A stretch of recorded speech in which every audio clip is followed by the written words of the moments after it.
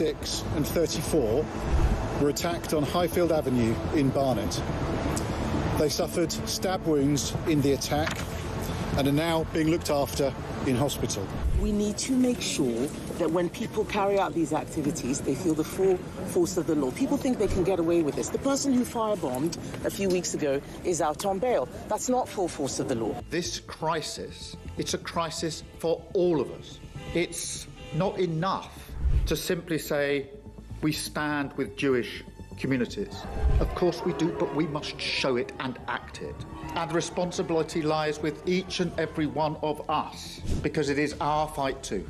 Let's stop importing people from countries where anti-Semitism is the norm. And if our London Mayor, Sadiq Khan, in his infinite wisdom and belief in diversity, thinks that's the sort of diverse view that it's OK to have on the streets of London and the police don't get involved, don't be shocked, and don't you bloody dare claim to be shocked or upset or care about Jewish people being stabbed on the streets of our capital city in broad daylight. This is on you. You keep getting proven right every single time. Jews are not safe in this country. Well, absolutely. No one can be surprised or feeling shocked that this happened. No Jew certainly is. I mean, we had Zach Balansky last week saying this was just a perceived threat. Well, we can see this isn't any perception. This is real. This is happening on the streets. This isn't just an anti-Semitic terror attack. This is an attack on Britain, on the Western liberal democracy and values. The first politician that uses the word shocking, I might just go and throttle him, because this is anything but shocking. It's the most expected thing is almost overdue, if you ask me, because, I mean, I just left Israel last week. I thought it'd be the last time we were woken up by explosions, but clearly not. The Jewish community is our community, and their safety is our safety. And we have to make it absolutely clear, robust, strong leadership, and this has to stop, because otherwise it's almost being normalised, and it's terrifying, and we're sick of it. Enough's enough. Our plan is a complete step change in how we protect communities, moving beyond piecemeal responses to a sustained nationwide effort, one that ensures that people across the United Kingdom can live freely and without fear. Across the UK, on DAB+, on your smart speaker, on your smart TV, and on your side. This is Talk.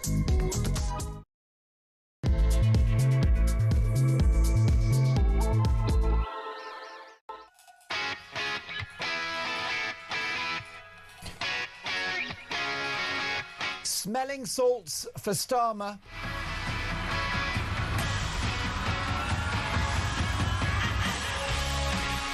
Good morning, welcome to Talk Breakfast. Mark Dolan with you for a big 4 hours as we bring you the latest results from the local elections, which spell doom for Labour. Breaking this morning, a turquoise wave washes across the country as Reform UK destroy Labour and the Tories. Speaking just moments ago, their leader Nigel Farage has said now we can win the general election. Meanwhile, the Greens inflict further damage on Labour as Starmer's party are predicted to lose 87% of their councillors. You heard me right. And as BBC Wildlife presenter David Attenborough turns 100, do the lesser-spotted Tories now face extinction? What do this morning's results mean for Nigel Farage and his insurgent army? What's your view? Can they now win the next general election? And are they ready for power? I'll be asking their Shadow Chancellor, Robert Jenrick, live on the show. And what does the rise of the Greens mean for the political left in this country? Is right and left now dead as an idea? Is two-party politics over? And the most immediate question facing us this morning: should Starmer stay or go? Now, I want you to join the conversation. My phone number is 0344 499 1000. You can text the word TALK and you message to 87222. You can also leave us a voice note. We're going to bring you every result as it comes in, with reaction from the biggest names in politics and journalism. You can see the show as well as hear it. Of course, we're on the radio, DAB+, in app and online, but this is a TV show now as well. And if you want to see Robert Jenrick and all of my guests, head to YouTube, search Talk and Up We Pop. Is this the end of two-party politics? Is right and left dead? Should Starmer stay or should he go?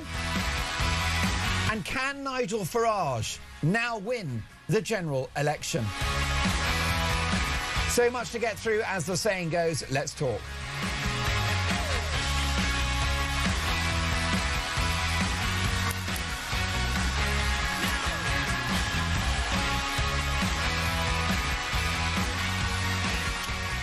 Well, as you join us at 6:05 on the morning after the night before, it is a turquoise wave which is washing across the country. So far, Reform have won 323 council seats. It was 322 just 1 second ago. The direction of travel is clear. A massive night for Reform UK, who aren't just winning seats, they're gaining them for the first time in their history. A solid night for the Lib Dems, who are currently treading water politically. Armageddon for Labour. Tories nowhere to be seen, and positive noises around the Green Party. I'm delighted to be joined in the studio for reaction to these results as they come in from Benedict Spence, political commentator and broadcaster. Good morning, Benedict. Good morning. What are your headlines? That's remarkable. Where isn't to it? start? Yeah, pretty much. Everybody thought it was going to be bad for Labour. They didn't think it was going to be quite this bad.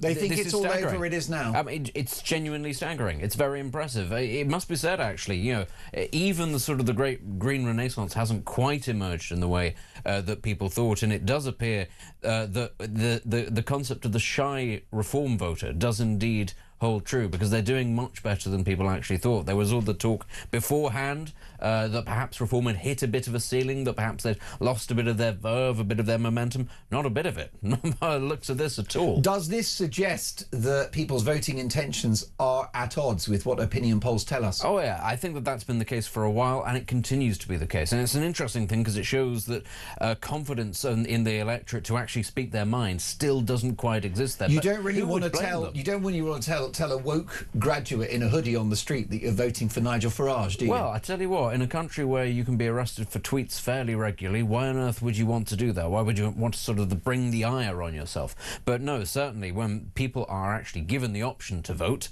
they definitely do set out their stall. People are very, very fed up with how things have been going. I think that this is a direct result of that. Nigel Farage, earlier in the evening, we've all had very little sleep because we just want to stay across this, but earlier in the evening, as I was drifting in and out of consciousness, he said that left and right is dead now. What does he mean by that? I think what he's alluding to is that the traditional two-party system in this country, where people sort of fall very easily down Labour or Conservative, doesn't exist. And I'm left-wing or I'm right-wing. Yeah, and to be fair, I think when people look at where, obviously, a lot of these Reform votes are coming from, it's the traditional working-class areas in the north of England, which, you know, once upon a time people would have said was very sort of staunchly left-wing. I'm not sure that this is true. I think it's simply that a particularly successful insurgent party has come along, and that people on both sides of the divide are simply rejecting established parties. I don't necessarily buy the idea that the two-party system is dead, or that traditional left and right has been dissolved, and I think that Reform would be wise to think about that going forward. You know, there is a synthesis that you can get between left and right, but you have to be very careful. That's often what parties think, is that they need to somehow occupy the centre ground. Doesn't always work out for them. Most definitely not. Now, around 9.5 million people voted Labour at the last election. Around 4.5 million voted for Reform, and about 6.5 million for the Tories. So it's interesting, if you look at the electoral map, clearly all bets are off now at the next general election. But it seems that the judgment and the strategy of Nigel Farage is to go after Labour votes in a general election, to take the 9.5 million that voted for Keir Starmer in July 2024 and maybe nick, 1, 2, 3 million of those votes? Yeah, I think there's a rich seam there to which would be unprecedented, wouldn't it? It would be. Now, yes, to be clear, that even Thatcher didn't achieve that. Even Boris didn't achieve that. Yeah, that would be. And, you know, we have to be clear here. This is as a direct result of the hollowing out of Labour's own base by the Labour Party and, of course, by the Conservatives as well. But you've got to think about this. You know, where is it that we're seeing these votes coming from? It is in the former industrial heartlands. Now, what does it say ultimately when, given that we've been talking about, you know, things like deindustrialisation in this country, the Green Revolution and all that sort of thing, and you've got a party that has got Ed Miliband in it doubling down on, you know, the end of industry in favour of green technology. Net to zero, then see this. Net zero terrible for working class communities. Yeah. Don't take my word for it. That's what the unions think. Absolutely, absolutely. But of course, it's not just that. That is the main thing, I think, that's driving a lot of things. You know, people will say it's other things. We'll get to that in just one second. But always these things, I think, are driven by the financial, and that's very clearly what this is. And on this show, you, I, other presenters, callers, we talk about generations of people out of work, in poverty, on benefits. Some people say that they're scroungers. Some people say that they're, you know, that they're people who've been left behind. Whatever it is, there is a wealthy constituency of people there. Wealthy being, you know, the joke, which is ready to be plundered, basically, by reform. That's where the money will be made by them, electorally speaking. The other thing, though, of course, we have to bear in mind is immigration. There's no question about it at all that these communities, when we hear about people in leafy metropolitan London talking about diversity as our strength and how it, you know, immigration has enriched us, and think of the food, they never think for a second about what it has done to all of those communities across the North and the Midlands, where when we talk about no-go zones in London and people go, yeah, that's not really a thing, but then you go to places like Rotherham or Burnley or whatever it is, and you think, there's maybe more of a case to be made for that being there. Now, this is very much, I think, a motivator in these parts of the country, and it's also reflected in another thing. It's quite small still, but it's there. That's the rise of the Muslim independent candidate. And these, you know, these people are gaining power, they're gaining a few seats, they're not going to sweep the board anytime soon, but that tendency that we've seen, again, increase at these sets of elections, that is going to be a major motivator for lots of people who were once Labour voting reform. We have a Labour hold in Westbourne in Westminster, but with a drop in 26% in support, 41.5%. Greens up 33.1. So Labour down 26, Greens up 33 in a central London constituency. Labour hold it by the skin of their teeth. What does this tell us, Benedict, about the threat of the Greens to the left-wing vote? It's definitely there. I don't think it's going to be... Listen, I don't think that the Green vote was ever going to be, and it, you know, people will still say that there's a bit of a bump in the road, but it's never going to be quite what reform is to the Conservatives. I don't think that the Green Alliance makes sense up to a point. You can't marry the idea of, I don't know, liberalism in London and Islamism in the north of England and just go, oh, but the environment, man, and everybody will just happily go along with it. But it is certainly strong enough with that sort of former Corbynista element moving over to it to siphon off quite a lot of support from Labour. So I don't think the Greens are ever going to replace Labour on the left, but absolutely that is a place where lots of people who are very dissatisfied with Labour but are far too left-wing to ever go reform will very happily go, do you know what, yeah, I'm more than prepared to lend them my vote. I'm not really a Lib Dem, so that's where I'll go. Yes, that is going to continue to be a threat. Ironically, the biggest threat to the Greens themselves is not a Labour renaissance, it's their own leader. And the more that people actually see and hear of him and what he has to say, that's the thing that's probably going to temper their own ability to rise. So that's a curious thing. And, you know, it must be said sort of anecdotally, in other parts of the country, I heard a lot of that, people saying that I might otherwise have voted Green, but I don't particularly want Zach Polanski to do well, and I don't want to lend him my vote in any set.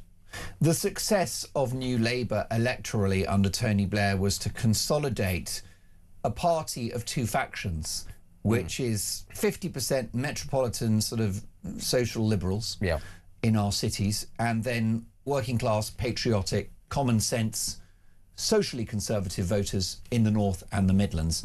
And it was Blair who managed to consolidate those two groups and win power. And it seems that Labour have abandoned the latter group, probably because they've become such a London-centric outfit. A London-centric outfit, a party that increasingly leans into the idea of ethnic minorities being distinct voting blocks, which, you know, most of us might sit here and think that's a rather dangerous and divisive thing to do, but they do it and they're happy to do it. But also because, as you sort of said in there, the key words there were socially conservative, and a lot of these people always were sort of socially conservative. They think there are two sexes. They believe in strong borders. They're left wing. Yeah, they've got two eyes and a brain. They're normal people, and actually they don't like this sort of, frankly, what you might call intellectual doping, which sort of goes on from people who think they're terribly clever because they went to a minor Russell Group university and therefore can indulge in these sorts of ideas. And got a 2-2 for the average smoke too much weed. And the average person is sat there going, I'd like to keep my job, I'd like it to put a roof over my head and for me to be able to have a family, I'd like a bit of dignity in my life and dignity in work. I now don't have any of these things necessarily, and in fact I haven't had them for several generations now. We're getting to that point where it is intergenerational, people being locked out of work. It's no surprise that after a while those people were going to drift away from Labour, and I think in the post-Brexit era they've just been absolutely hemorrhaging, these people. Most definitely. Good morning and welcome to a Talk Breakfast election special.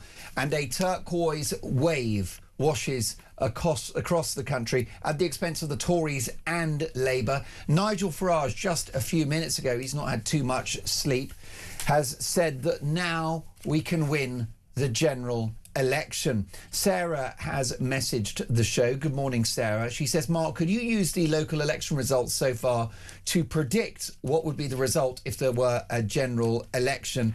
Well, Christian, we've booked a top pollster, haven't we? So we're going to get the inside track on that one. Based upon the swings we're seeing, Sarah, then most definitely they would be contenders for an overall majority in the House of Commons. 2.5 years is a long time, but we will certainly crunch the numbers. Scott says, good morning, waking up to the election results, feeling like Britain could be about to become a better place. Mark in Croydon, good morning, Mark, and good morning, Benedict. I felt Reform would always do well as people are still shy to say they vote Reform. Perhaps this win will make people more vocal. Only concern is, what does the traditional left-wing vote mean? Is it Gaza instead of the old-fashioned miners' vote? Mark, thank you for that. Dave in Aberdeen, good morning, Mark. No doubt the two main parties will spin the results and Starmer will point towards the Iran war and free breakfast clubs. For God's sake, man, go. You're so right, Dave. He's got Tourette's syndrome, hasn't he, about his breakfast club. Well, let me tell you, talk about breakfast, Starmer's toast, isn't it? He's got egg on his face. Wake up and smell the coffee. My question to you. We've got so many, but a big one going into this break. Should he stay or should he go? Sir Keir Starmer, your thoughts. 0344 499 1000. More live election results next.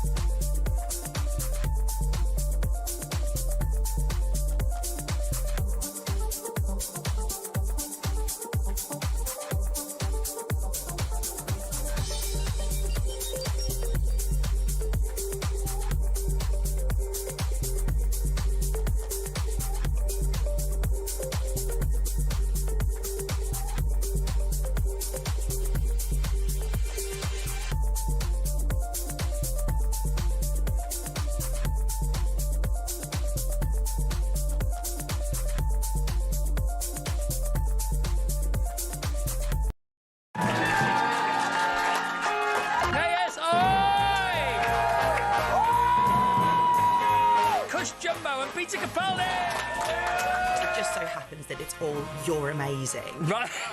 Paul! Lenny Henry! I was face down and the dog sniffed my crotch. It was very, very embarrassing. Staying out for the summer.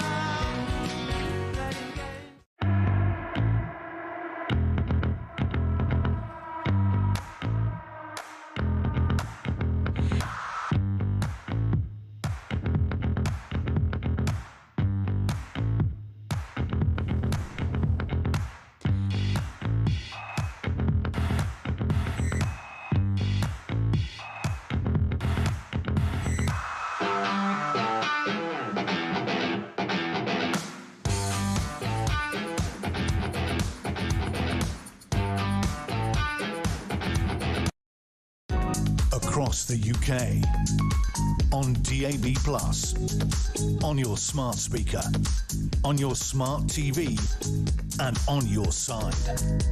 This is Talk. 6:20 Talk Breakfast election special, and breaking this morning, a turquoise wave washes across the country as Reform UK destroy Labour and the Tories. Speaking just moments ago, their leader Nigel Farage has said now we can win the general election. Is that true? Is this a dress rehearsal for a national vote in 2.5 years' time? Meanwhile, the Greens inflict further damage on Labour as Starmer's party are predicted to lose 87% of their councillors. And whatever happened to the Tories?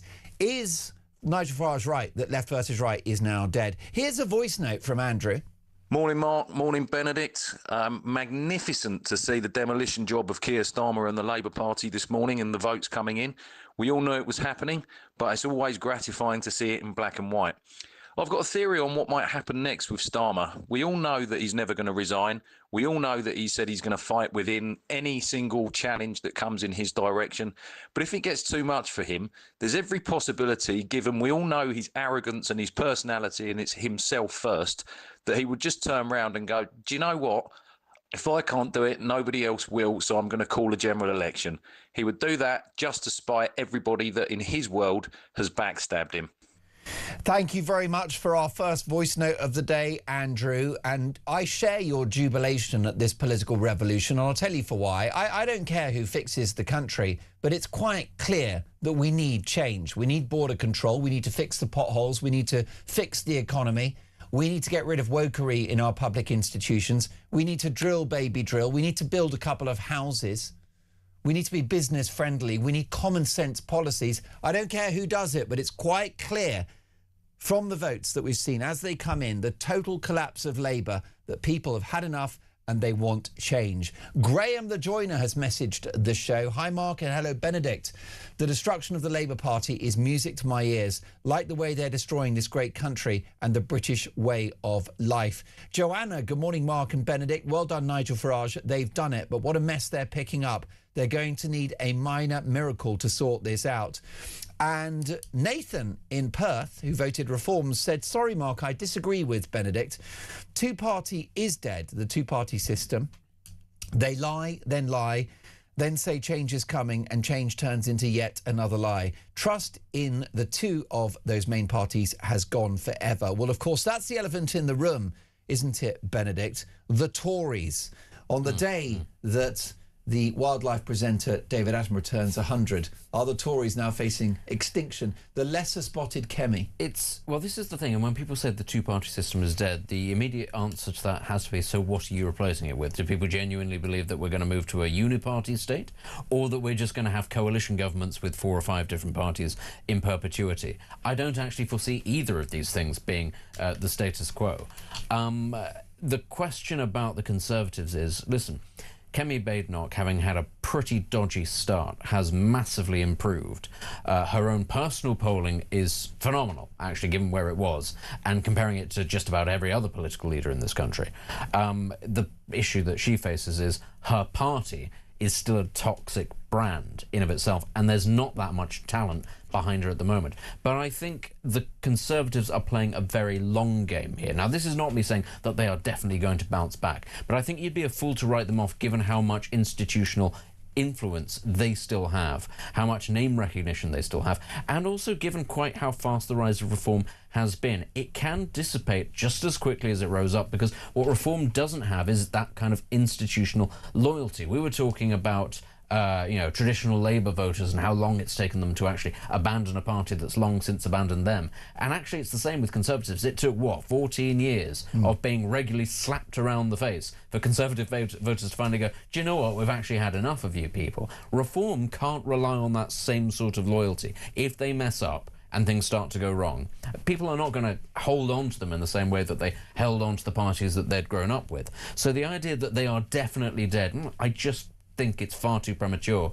And I think that only one of those two parties can survive long-term, Reform or the Conservatives. So it will be an either-or. There's not going to be a situation where, obviously both parties can still exist in some way, but if we're talking about actual forces in British politics, only one is going to win out long-term. So, there can only be one strong party on the right. Inevitably, there's going to be, another sort of reckoning on the left.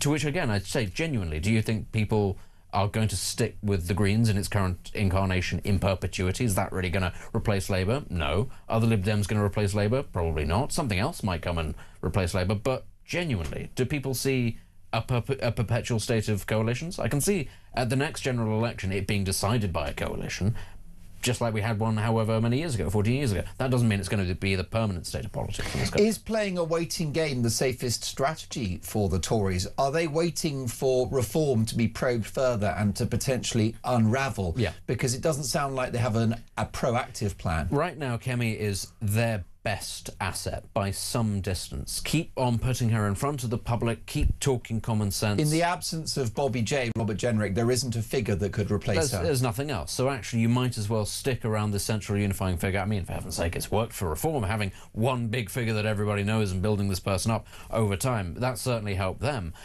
So I think that is their best strategy. And they have to sort of for the Conservatives to survive long term, they have to approach this like it's a complete rebuild job. It's a derelict house, foundations are all rotten, and it's going to take time to build the whole thing back up. That's what they have to do.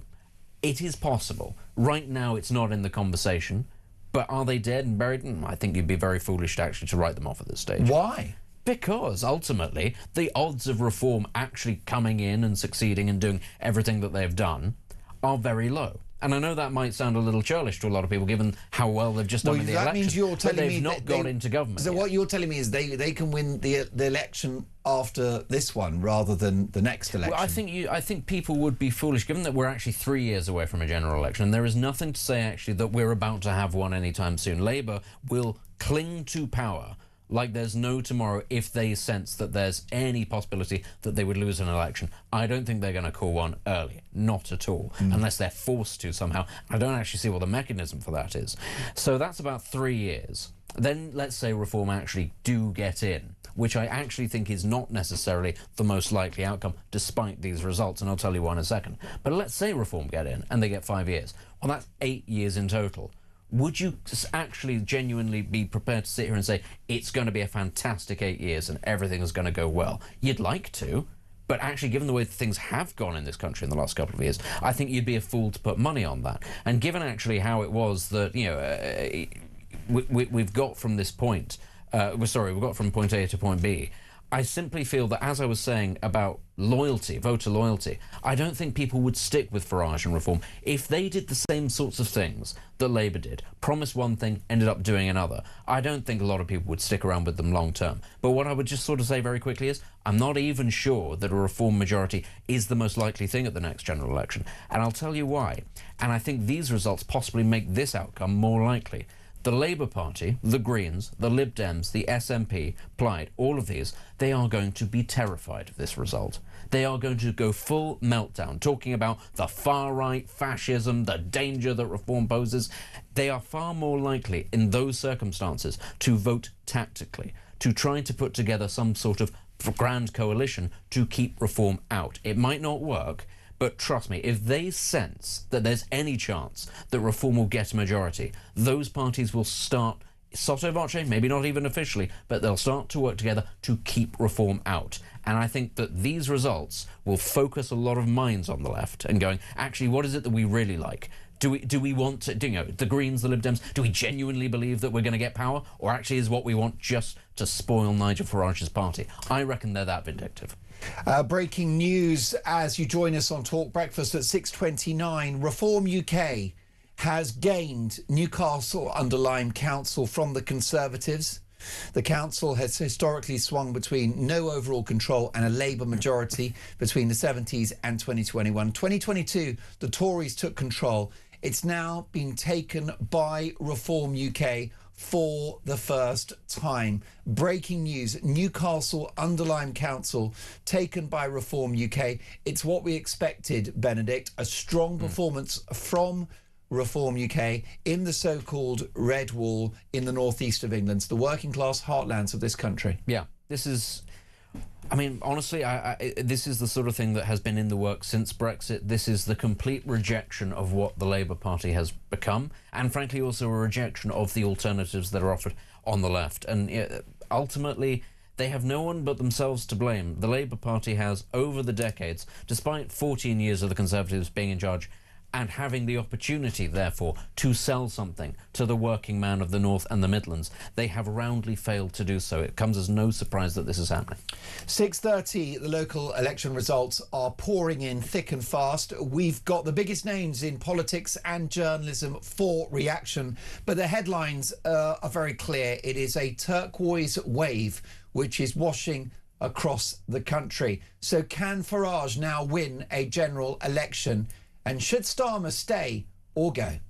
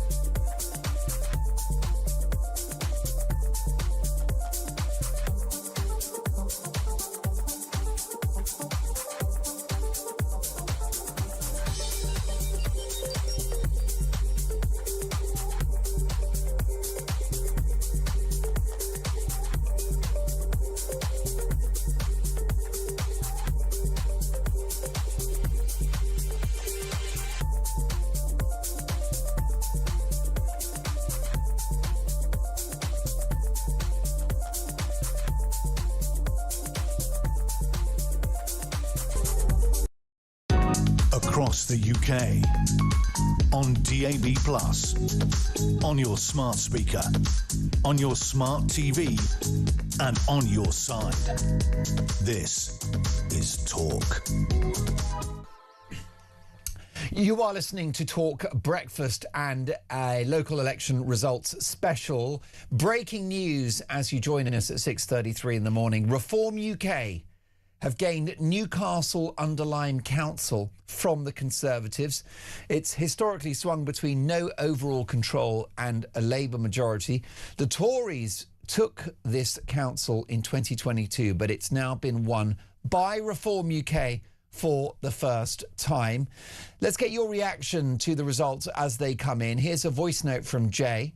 Morning, guys. Fantastic show as always. Listen every morning, every evening. I just want to say this is the first time since Labour have been in power that I've actually woke up feeling positive, smiled.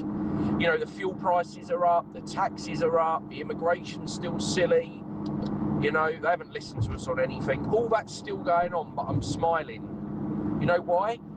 Because the people of the United Kingdom are not as woke as we think. They're not as fed up and hate this country as much as people like to make out. You know, everyone seems like they're pulling together and united. You know, I still can't believe that the Greens got the seats they got.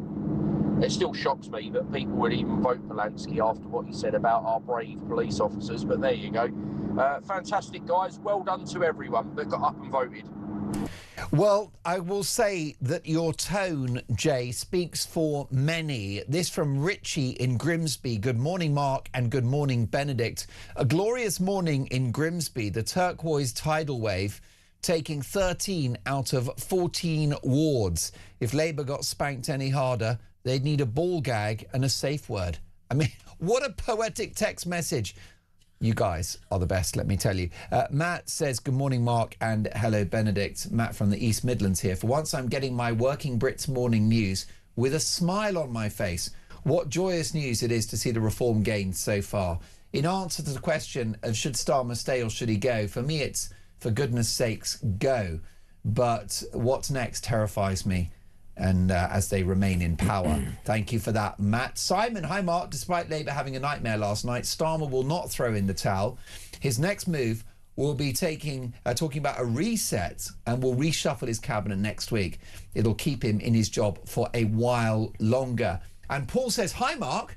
Starmer should definitely stay as he's a vote winner for reform. That's Paul in Luton. Thank you for all of your messages. Let's hear from David Lammy, who's been speaking overnight. It is not unusual to be given a message by the electorate at midterm elections. Let's wait to see what comes in tonight. But yes, on the doorstep, it has been tough. There has been frustration, and we will have to pick up pace and really hear the public and deliver for the public, not the status quo. What people want to see is genuine change in their lives, and they want to believe that the Labour Party can deliver for them. Well, I will tell you something. They're not going to deliver in Newcastle-under-Lyme, which is in North Staffordshire in the Midlands, because Reform have taken Newcastle-under-Lyme from the Conservatives. It's been no overall majority, a Labour majority until 2021, but it's now in the hands of Reform UK. With me in the studio, Benedict Spence. And Benedict, many of my viewers and listeners are messaging the show and leaving voice notes saying that for the first time in a long time, they're waking up with a smile on their face. Why would that be? Well, it's because these results, I think, reflect that it doesn't have to be a single direction of travel, which is ever more, ever more depressingly leftwards and technocratic. Right, okay, yes. Yeah, I think, well, leftwards and technocratic, we can call it what we want. We all understand what it is that we're talking about, and that is that there has been a perception in this country that there is a vision of politics that is sort of ever more centre-left, but leaning harder and harder leftwards the further you go, and that we're sort of run by a group of people that actually believe a certain thing that is completely at odds with how the rest of the country view, frankly, how the world works. This shows that there is an alternative and that, actually it is incredibly popular. I would caution against people thinking that it's definitely going to happen now because, of course, we've had this false storm with Brexit, which is, we all thought we were getting something, and then the ranks were closed and everything happened to try to hamper it, and actually what we got was not at all what people envisaged it would be. Not because what they envisaged was not possible, but simply because the powers that be had no interest in pursuing that. But, the reality is, we've all known for a very long time, it's clear as day to see in the polling in this country, that Reform UK are very popular, that they represent, if nothing else, a revolt against established politics in this country, a continuation of that revolt that began with Brexit, and sooner or later that revolt was going to come to the fore.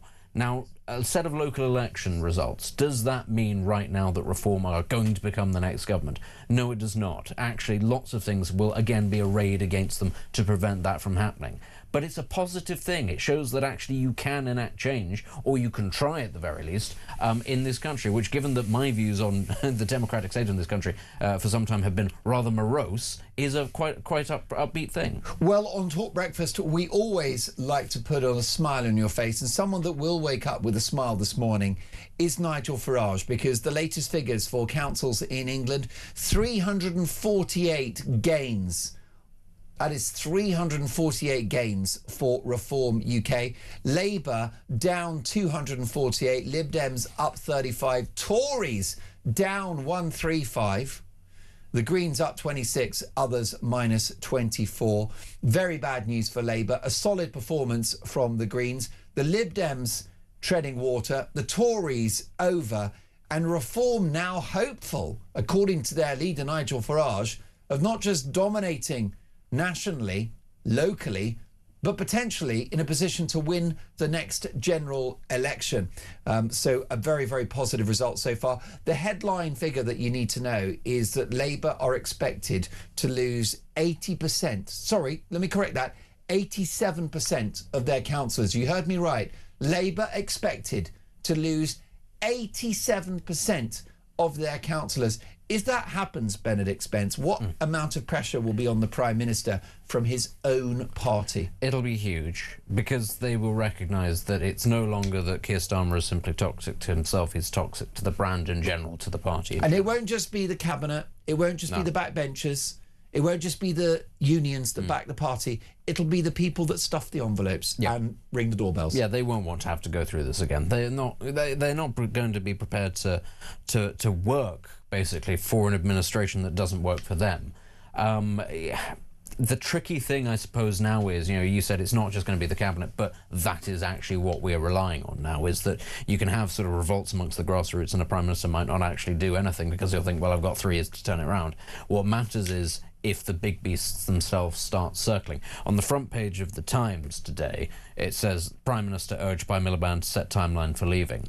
I think that actually is the most significant thing, is that finally you've got somebody beginning to break ranks. And, it does say in the copy, Mr. Miliband remains a supporter of the Prime Minister, but you can't really get away with saying, well, OK, but when are you leaving? And say, but I still support you. And this is going to put the Prime Minister in a very difficult position, because either he's got to set a timeline and listen to Mr. Miliband, or he's got to sack him. And that's going to start the timeline, ultimately. There's no way you can fudge that. You're right, because Miliband's people have not denied the existence of that conversation, which Christian and I discussed before we came on air. A conversation was had between the Energy Secretary and the Prime Minister about his future. They've only denied the nature of that conversation, that we don't recognise that account. But either way, Miliband's in trouble. The problem you've got, and it reminds me of Boris in his final days, which is that Starmer doesn't have the authority to sack anyone anymore. He doesn't, and he lost the authority to do all sorts of things with his party when he was unable to stop his backbenchers from voting down attempts to reform welfare spending in this country, which, let's be clear, this is at the heart of many problems that he faces. And everybody's got their pet reason for hating Keir Starmer, but the tax burden on this country is phenomenal. It's huge on working people. The amount that the state is spending is phenomenal. It's unbearable. When Keir Starmer came in, he promised a more grown-up, mature, frankly technocratic approach to politics. And he's been unable to push with that because his own backbenchers didn't let him. The second that happened, I think it was curtains. Breaking news, and this is huge. The Conservatives have won back control of Westminster City Council.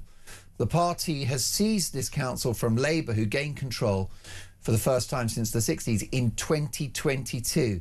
The Tories have Westminster City Council back. The overall picture is a clear one. It is a turquoise wave which is washing across the country. Reform UK, the clear victor so far, sweeping up seats at the expense of Labour and the Tories. Labour expected to lose 87% of their councillors. Reform UK have gained Newcastle-under-Lyme Borough Council from the Conservatives. That's in Staffordshire, in the Midlands, North Staffordshire. Labour have lost Oxford, Tameside, Tamworth, Exeter, Hartlepool, Wandsworth and Redditch. All of those areas have been red for decades. Now no overall control for those seats. They've held Chorley, Halton, Lincoln, Plymouth, Salford, Reading, Wigan and Merton, but with a drastically reduced majority. The Tories have held Fareham, Harlow and Broxbourne. The Lib Dems have gained Stockport and Portsmouth from no overall control and held Eastleigh and Richmond upon Thames. Do you think, Benedict Spence, that the Lib Dems are going to feature in our conversation this morning? Not much. I think we can probably just leave it there, to be Who honest. are they there for? Honestly, what is their job now?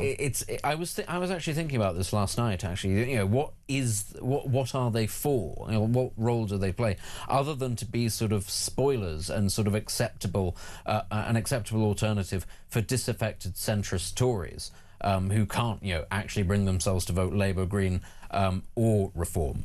That's sort of their role right now. And I'm sure that there'll be lots of Lib Dems who are saying, that's a deeply unfair sort of assessment of what their party is.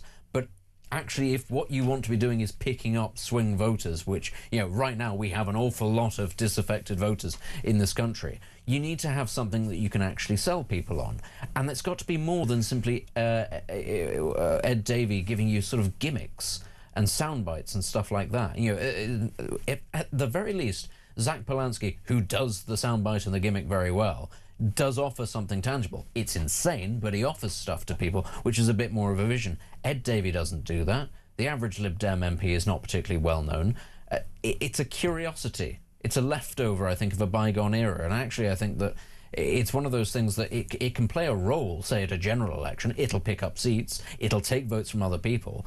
But I think the days when the Lib Dems were potential kingmakers, or indeed were kingmakers, that's gone now. That's not a thing. The problem for the Lib Dems is that they've lost their way ideologically, haven't they? They used to be a centre-left party that was business-friendly and socially conservative. They've gone crazy woke, and they've gone very left-wing. Yeah. It is simply another left-wing progressive woke socialist party. Yeah, could you actually say what it is that they offer that's that dramatically different from Labour in its most sort of Starmerite form? Not really. And even if you could, it's clearly not enough to win anybody over at a time when you'd be thinking, because of course Starmer did get into power on the basis of being, look, I'm sensible, I'm a bit dull, and I'm not going to destroy the country.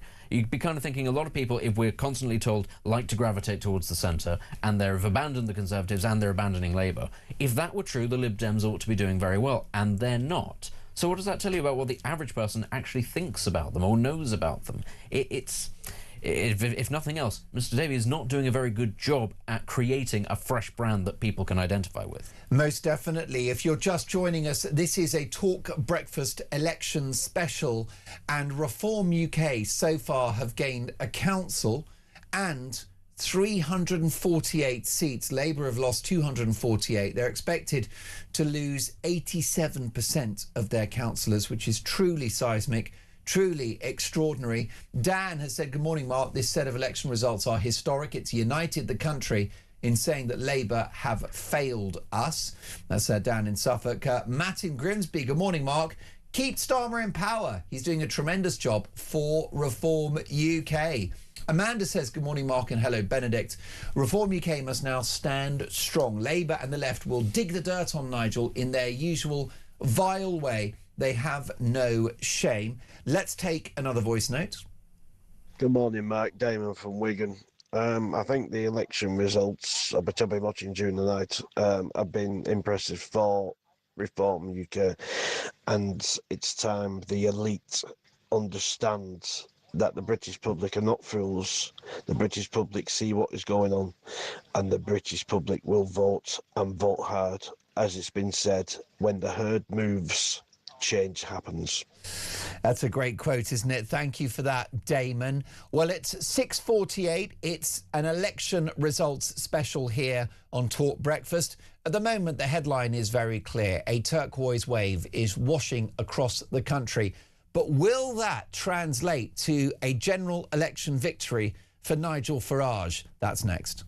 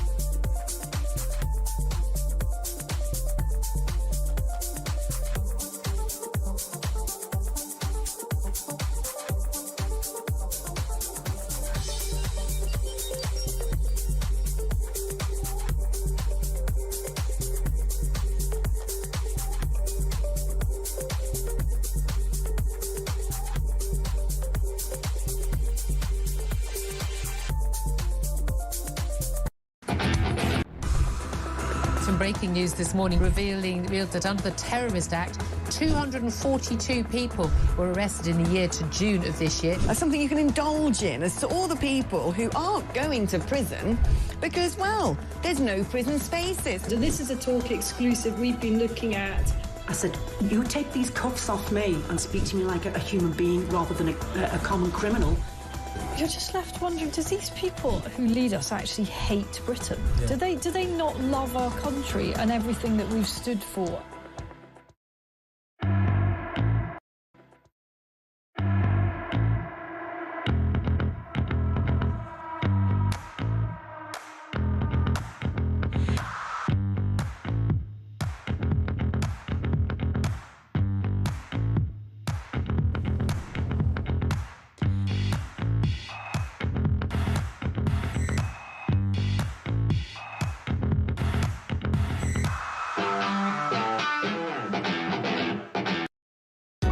Across the UK, on DAB+, on your smart speaker, on your smart TV, and on your side. This is Talk. 6:51 and a turquoise wave washes across the country in a Talk local elections special. Very good news for Nigel Farage. Can he now win nationally? But we're going to move to another story briefly. Police have arrested a man on suspicion of a public order offence and a possession of an offensive weapon near the home of Andrew Mountbatten Windsor. He's now been charged. Norfolk Constabulary said in a statement that officers were called to Wolferton shortly after 7:30 p.m. on Wednesday following a report that a man was behaving in an intimidating way in the village. The force said officers attended. The man was arrested on suspicion of a public order offence and possession of an offensive weapon. He's been charged. According to the Telegraph newspaper, the arrest came after the former Prince Andrew Mountbatten Windsor was confronted by a balaclava-clad man whilst walking his dogs. Let's get reaction from Dickie Arbiter, former press secretary to the Queen and former royal journalist. Good morning, Dickie. Morning, Mark. This is a worrying story for the community and it's a concern for King Charles because it's a reminder, isn't it, that the welfare of Andrew Mountbatten Windsor remains paramount. I think you're absolutely right. The welfare, not only just for Andrew Mountbatten Windsor, but the welfare for everybody remains paramount. The fact that somebody was able to confront him is not surprising. Sandringham is a very big open estate. It has public access, it has public right-of-way, it has roads passing through the estate. The fact that this man was parked up, got out of his car, had a balaclava on and went chasing after Andrew Mountbatten Windsor, people shouldn't be surprised about that. The fact that his security stepped in and got him away safely, they're the ones that have got to be applauded. This wouldn't happen if Andrew Mountbatten Windsor had stayed on the Windsor estate. No, it wouldn't have happened. He was living in a over 30-roomed home. It had 90 acres of ground, and if he went anywhere, if he went riding, he would drive to the Royal Mews at Windsor Castle. Yeah, he is an ordinary person now. He's an ordinary person in the community. Yes, his family are senior royals. His brother is king, but he's got to muck in with everybody else. There is going to be this sort of ghoulish behaviour. We had a couple of weeks ago a couple of people standing on a wall trying to look into the windows of Marsh Farm. These things are going to happen, and I think the security, his private security, is going to be well aware that these things can happen and will take the adequate precautions. But yet, if he'd been at Royal Lodge, it wouldn't have happened, but he's not at Royal Lodge, and it has. Does it make his continued tenure at Sandringham unsustainable, Dickie, on a security level? I don't believe so. He's been there since February. This is the first incident. Here we are in May, so he's been there for 2 months and nothing untoward. But is Sandringham too public? Are there any number of security personnel that can make sure he's safe? Well, his personal security personnel can make sure he's safe. Look, he's probably been out for walks on a daily basis. This is the first time something has happened.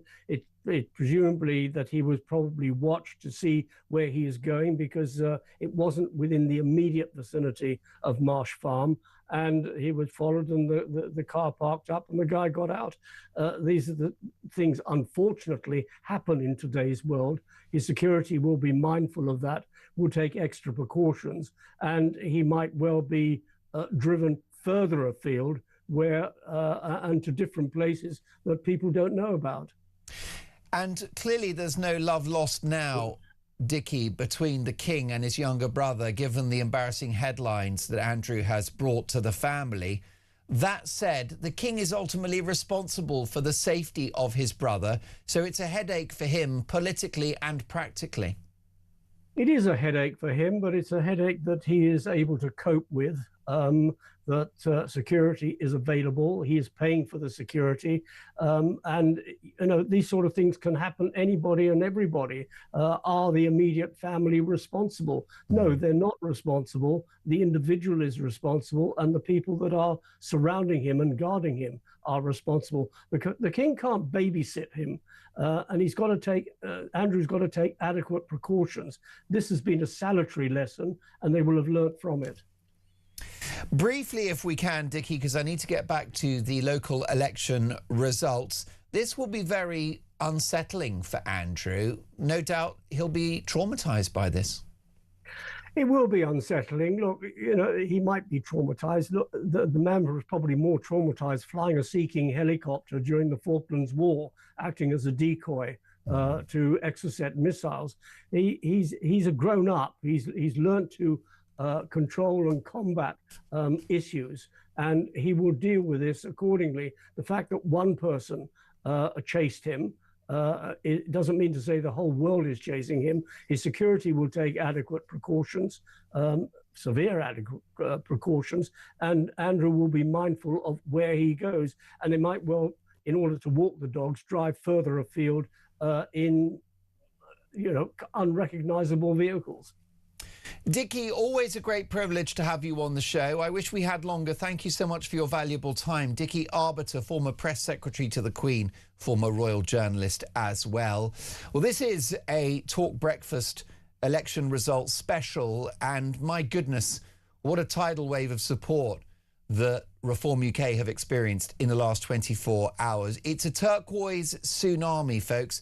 Reform so far have gained 349 seats. You heard me right.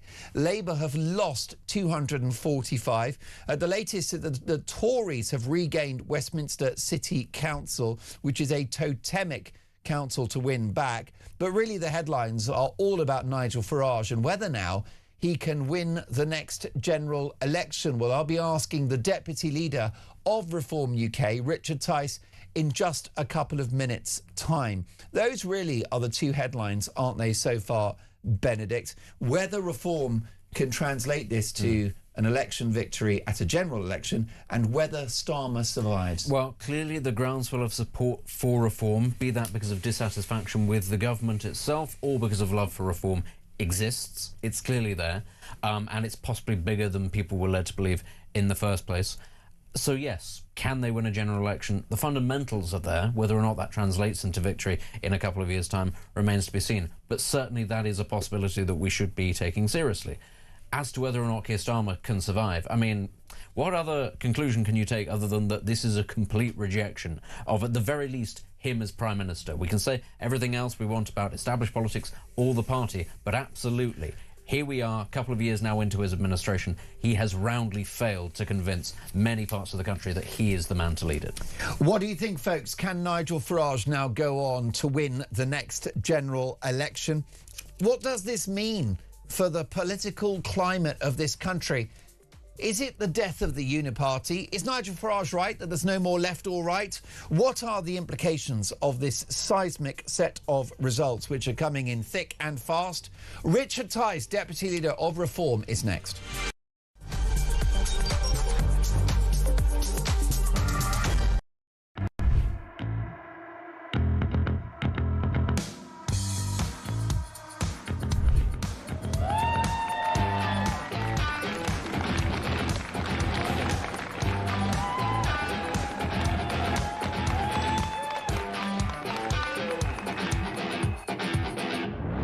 my fellow Americans, let me begin by congratulating the team at NASA and our brave astronauts on the successful launch of Artemis 2. It was quite something.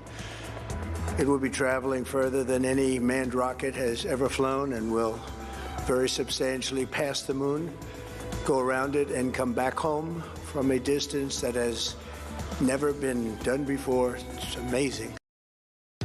Across the UK, on DAB+, on your smart speaker, on your smart TV, and on your side. This is Talk.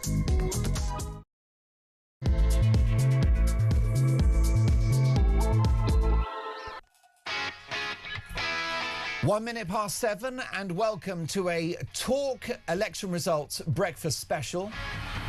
And breaking this morning, political history is playing out before our eyes as a turquoise tsunami washes across the country, as Reform UK inflict seismic damage on Labour and the Tories. Speaking just moments ago, their leader Nigel Farage has said now we can win the general election. Well, we're going to speak to the biggest names in politics and journalism for reaction to this extraordinary political event. We have the latest figures at the moment. Reform UK have gained 349 seats. Labour have lost 25. The Conservatives have lost 136. The Greens potentially will be strong in the big cities, including London. The Lib Dems treading water, but it's all about Farage. So let's get reaction from the Deputy Leader of Reform UK, Richard Tice. Good morning, Richard. Good morning to you, Mark. Well, it's been a remarkable night. I've been in the West Midlands and I've been at a number of counts, and the results so far in the West Midlands are completely outstanding. We're delighted. And elsewhere in the country. In all over the areas in the Midlands and the North, known as the Red Wall, we have repainted it, Mark, in a bright, optimistic turquoise wall. And it's a much better wall for that repainting, frankly. And Labour have been completely and utterly decimated, deservedly so. And places like Hartlepool, 12 out of 12. North East Lincolnshire, 14 out of 15. And many, many more such results in Wigan. We've taken 22 out of 22 seats from Labour. And in Tameside, incredible results there, the heartland of Angela Rayner. And again, I think we've taken some 18 there. These are just truly seismic results. It's like a sort of political earthquake, registering about 8 or 9 on the Richter scale. Well, the results may be better than even Reform anticipated. Yes, I mean, we're obviously hopeful and we wanted the more the merrier, so to speak. And obviously, the bulk of the results are still to come, to look forward to through the day. I am in the heart of Birmingham. We've got a sort of a war room set up here, and we'll be going to the Birmingham City Count later this morning. They start at about 10 o'clock, and I think by early afternoon we'll have a good direction of travel as to how that's going to play out. That's going to be real nip and tuck stuff between us, the Greens, and the Independents. And based on what's happened overnight, I think Labour will be dramatically reduced in Birmingham. It's going to be a fascinating contest. Now, as you say, we await many more results, but the mood music so far for your party is very positive. Can this translate into a general election victory? Well, not immediately, but it should translate into the Prime Minister recognising that for the good of the country he should go, and that would and should herald a general election sooner than 3 years away. I mean, let's just take a step back at the context of what these results are. They're essentially a rejection of the uniparty two parties who've governed and completely messed up everything, both economically and culturally.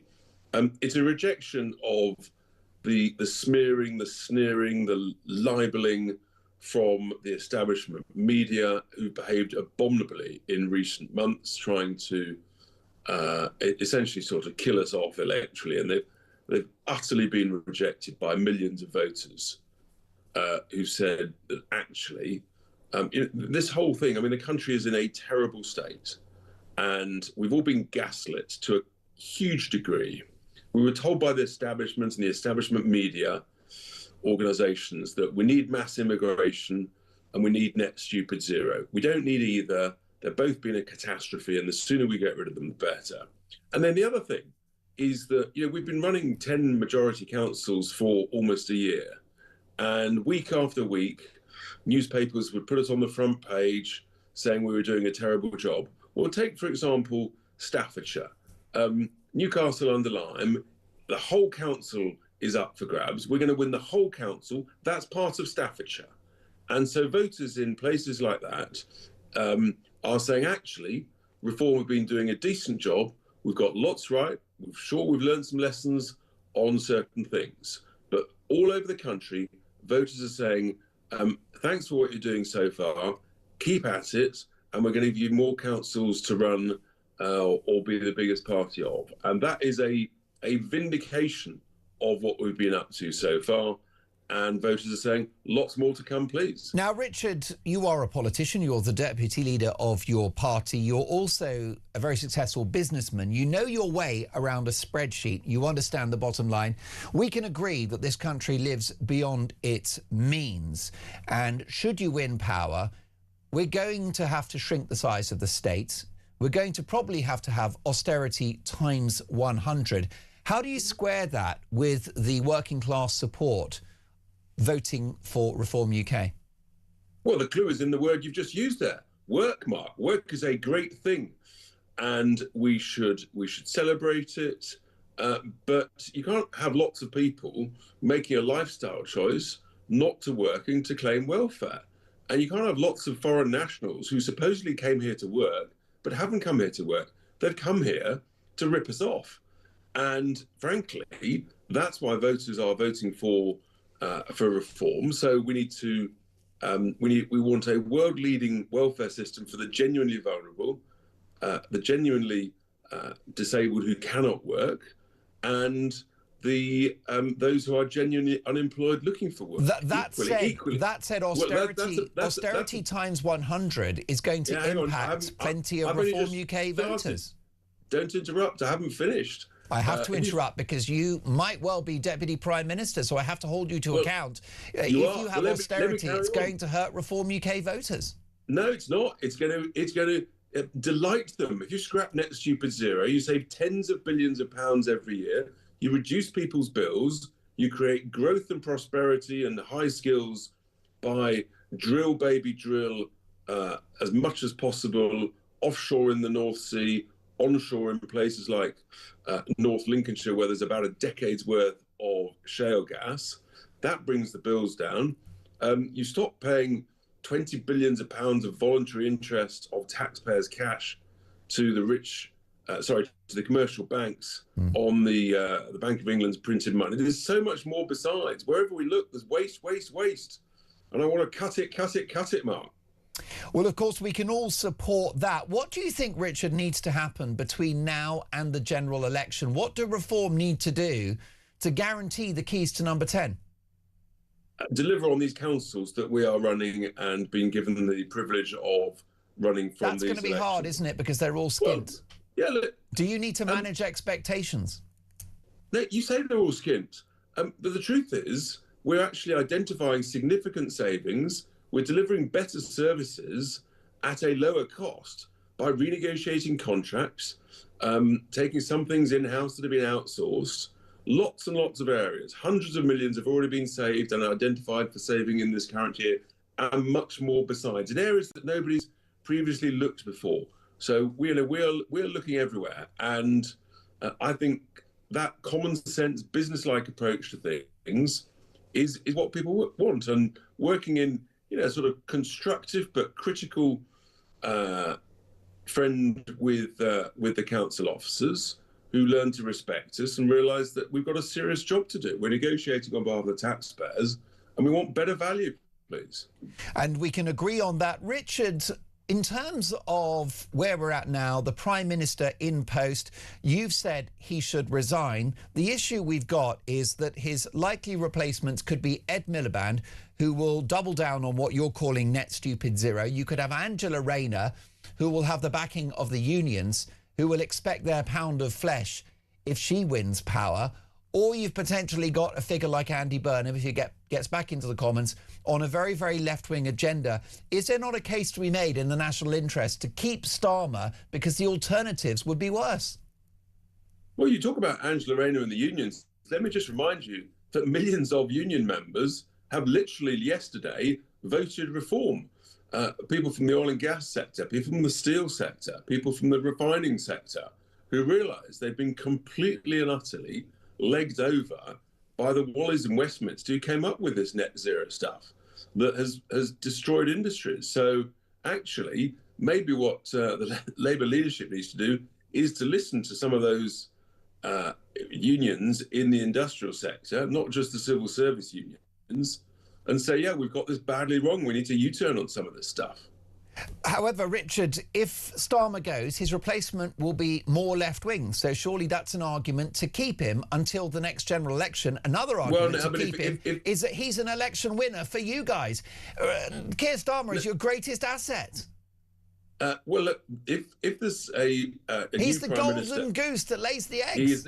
Starmer is no golden goose. Don't be ridiculous. If we have someone further from the left, the bond market... Stuffed turkey. Well, stuff something.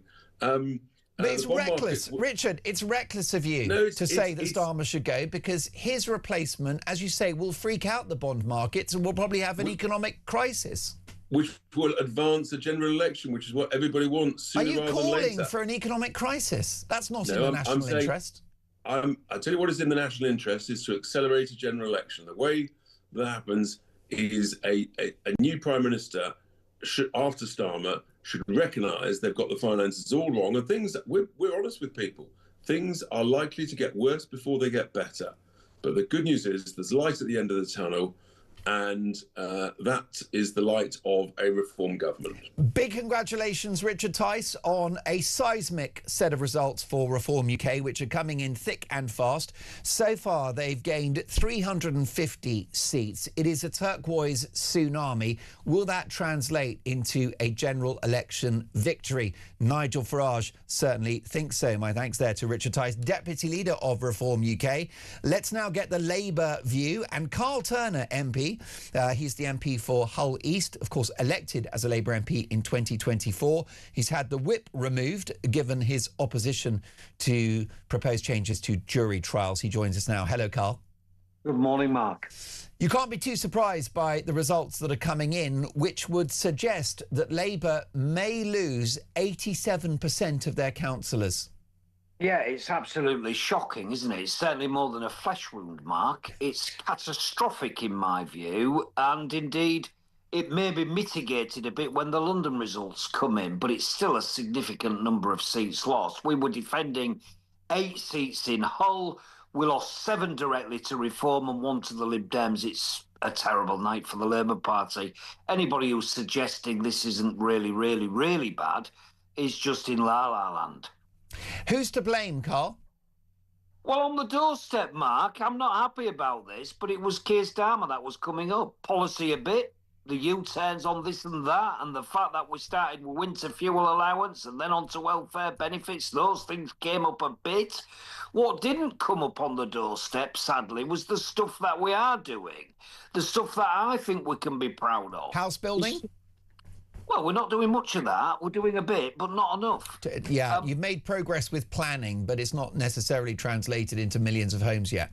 Exactly, and we've got a target for that. I think it's probably optimistic, if I'm being honest with you. There's a lot to be done in that regard, especially on planning, but we are starting. But look, the stuff that was coming on the doorstep was Keir Starmer. I mean, this is a shock to me, but I'm going to say it because I'm trying to be honest. Keir Starmer on the doorstep in Hull, in my patch in East Hull, is more toxic than Jeremy Corbyn ever was.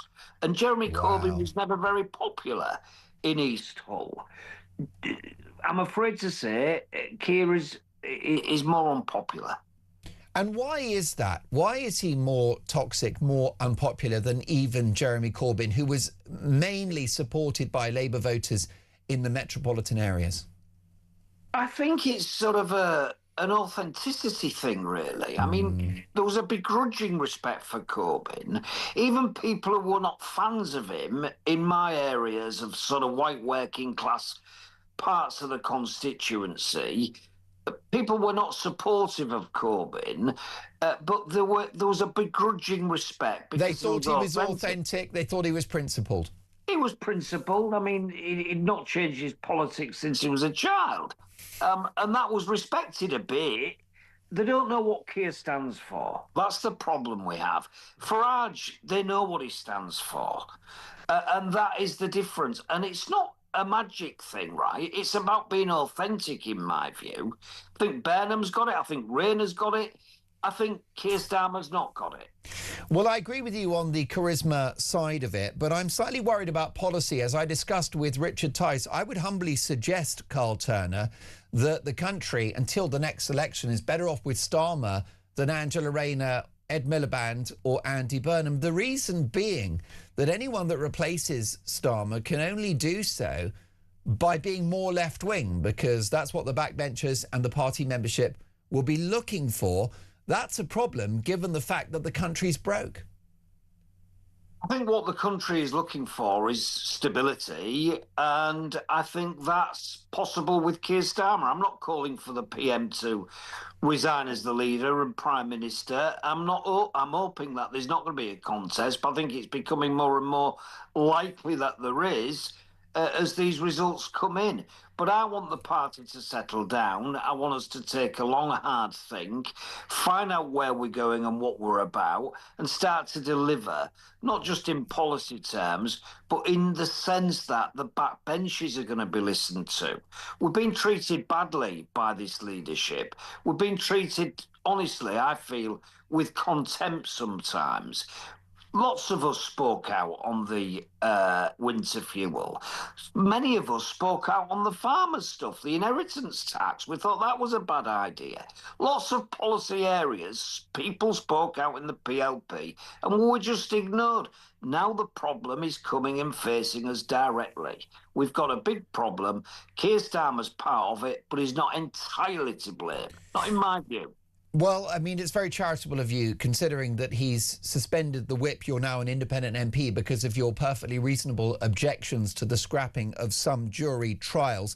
Now, just a week ago, you spoke with great wisdom and sense on this very programme when you said that what the country needs is economic growth. You also said that the welfare bill is too high. It's higher now than the income tax take of the country, which is truly dysfunctional. The problem you've got, any replacement to Starmer won't achieve either of those things.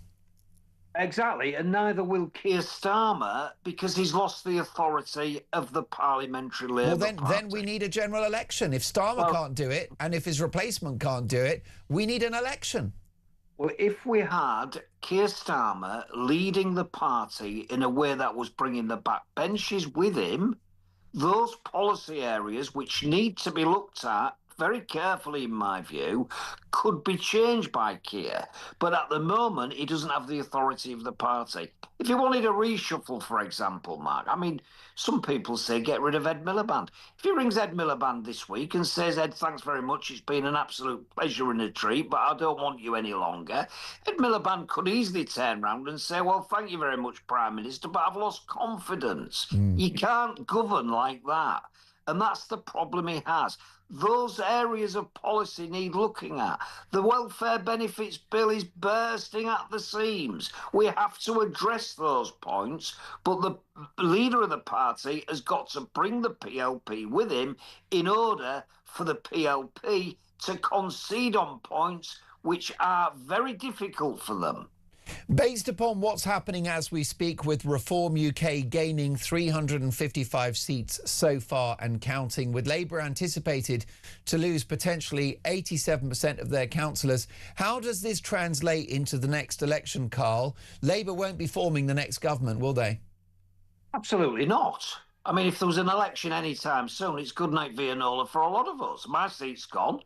Absolutely. There's no saving it, is the truth. And that's the same across the country. Is it already gone, Carl? Have you already lost your seat, do you think? Well, look, I'm an optimist, Mark. We've got 3 years before a general election. Things might turn around, but if it was any time soon, it's definitely gone. There's no question about that. Would you consider defecting to Reform UK? Mark, politics was sort of rammed down my throat. If I'd have come home at 16 and said to my trade unionist father, I'm gay, Dad, he'd have dined out on it for the next several years. If I'd have come home and said I'm a Tory, he'd have put an advert in the local rag saying I've had to divorce him. You know, that's the reality. I'm a socialist, Mark. You might not like some people, don't mind it. But I tell you, I couldn't do it. I'm not crossing to Reform or the Greens or the Lib Dems or the Tories, anybody else. I expect the Labour Party to welcome me back with open arms, but I'll not count out of them begging and pleading and pretending that daft policies are a good idea when they're not. Can a reset or a reshuffle save Starmer and rescue this administration? Have you got any hope that Starmer can turn this around? I think a reshuffle right now is probably a bad idea, actually, because of the reasons I've said. Has he got the authority? I mean, who's he going to shift? What changes does he want to make? And is he going to be accused of looking round the room and blaming others again? Ollie Robbins, a perfectly good civil servant, in my view.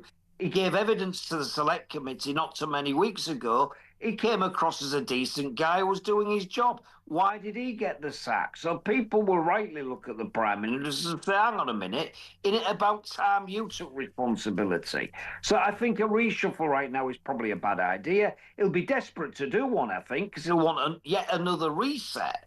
But I think for now we have to calm it down to a frenzy. Let's see the results coming and then start from there. But start to speak to the backbenches. Find out what we want the Prime Minister and the leadership of the party to do, and hopefully we deliver it together. But if not, Mark, I'm afraid it's inevitable. The premiership of Keir Starmer is coming to an end fairly quickly. Carl, fantastic to have you on the show. Thank you for your reaction to the seismic results that are coming in thick and fast. Carl Turner, the MP for Hull East, formerly Labour, he's had the whip removed because of his objections to changes to jury trials in this country. Well, political history, folks, is playing out before our eyes. A turquoise tsunami washes across the country. Can that translate into a general election victory? And what about the Tories?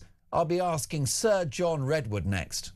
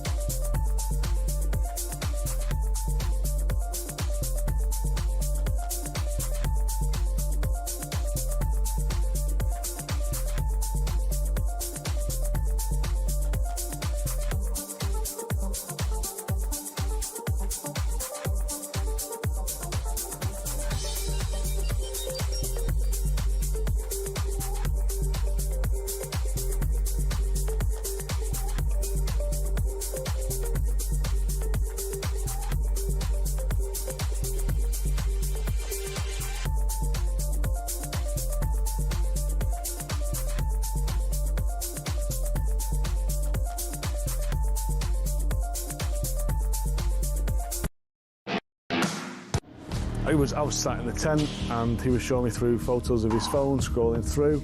This was barbaric, horrific stuff. Blokes going through walls in vehicles and then jumping out and shooting everyone. His WhatsApp picture was him with a mask on, with a gun like that. You're in a tent with this guy. I'm in a tent with this guy, and actually he's just showing me this stuff. I'm just thinking, this is not the kind of bloke you want to be coming to the UK.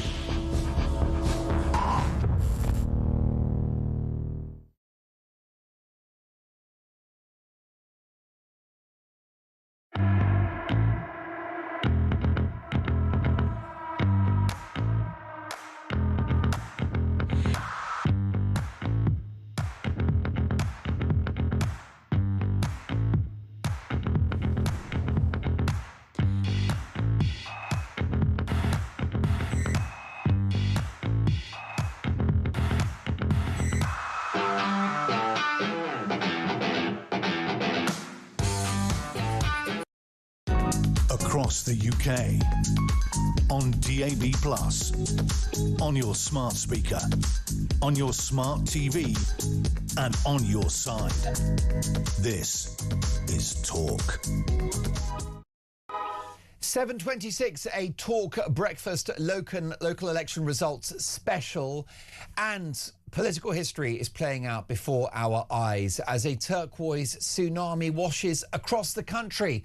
Reform UK inflicts seismic damage on Labour and the Tories. Speaking just moments ago, their leader Nigel Farage has said now we can win the general election. The Greens inflict further damage on Labour as Starmer's party are predicted to lose 87% of their councillors. Let's get reaction from one of the most experienced politicians in the country, former Conservative Cabinet Minister Lord John Redwood. Good morning, Lord Redwood. Good morning, Mark. What are your headlines this morning? What are you taking away from the results so far? Well, I mean, the great news for the Conservatives is that Wandsworth and Westminster are back under Conservative control. They were always our flagship councils, which did proper Conservative things, good core services, great value for money, get rid of all the nonsenses and waste and have a much lower council tax. And that is exactly what we've got to demonstrate, so we can run those well again and show people that we do know how to run decent government, concentrate on what is important, cut out the nonsense and the waste, and give people a much better deal on taxes. Yes, well, my heart broke to see the Tories lose Westminster City Council in 2022, a huge setback for what is a very economically productive area. That said, the mood music around your party is not great this morning. Why haven't the Conservative voters showed up?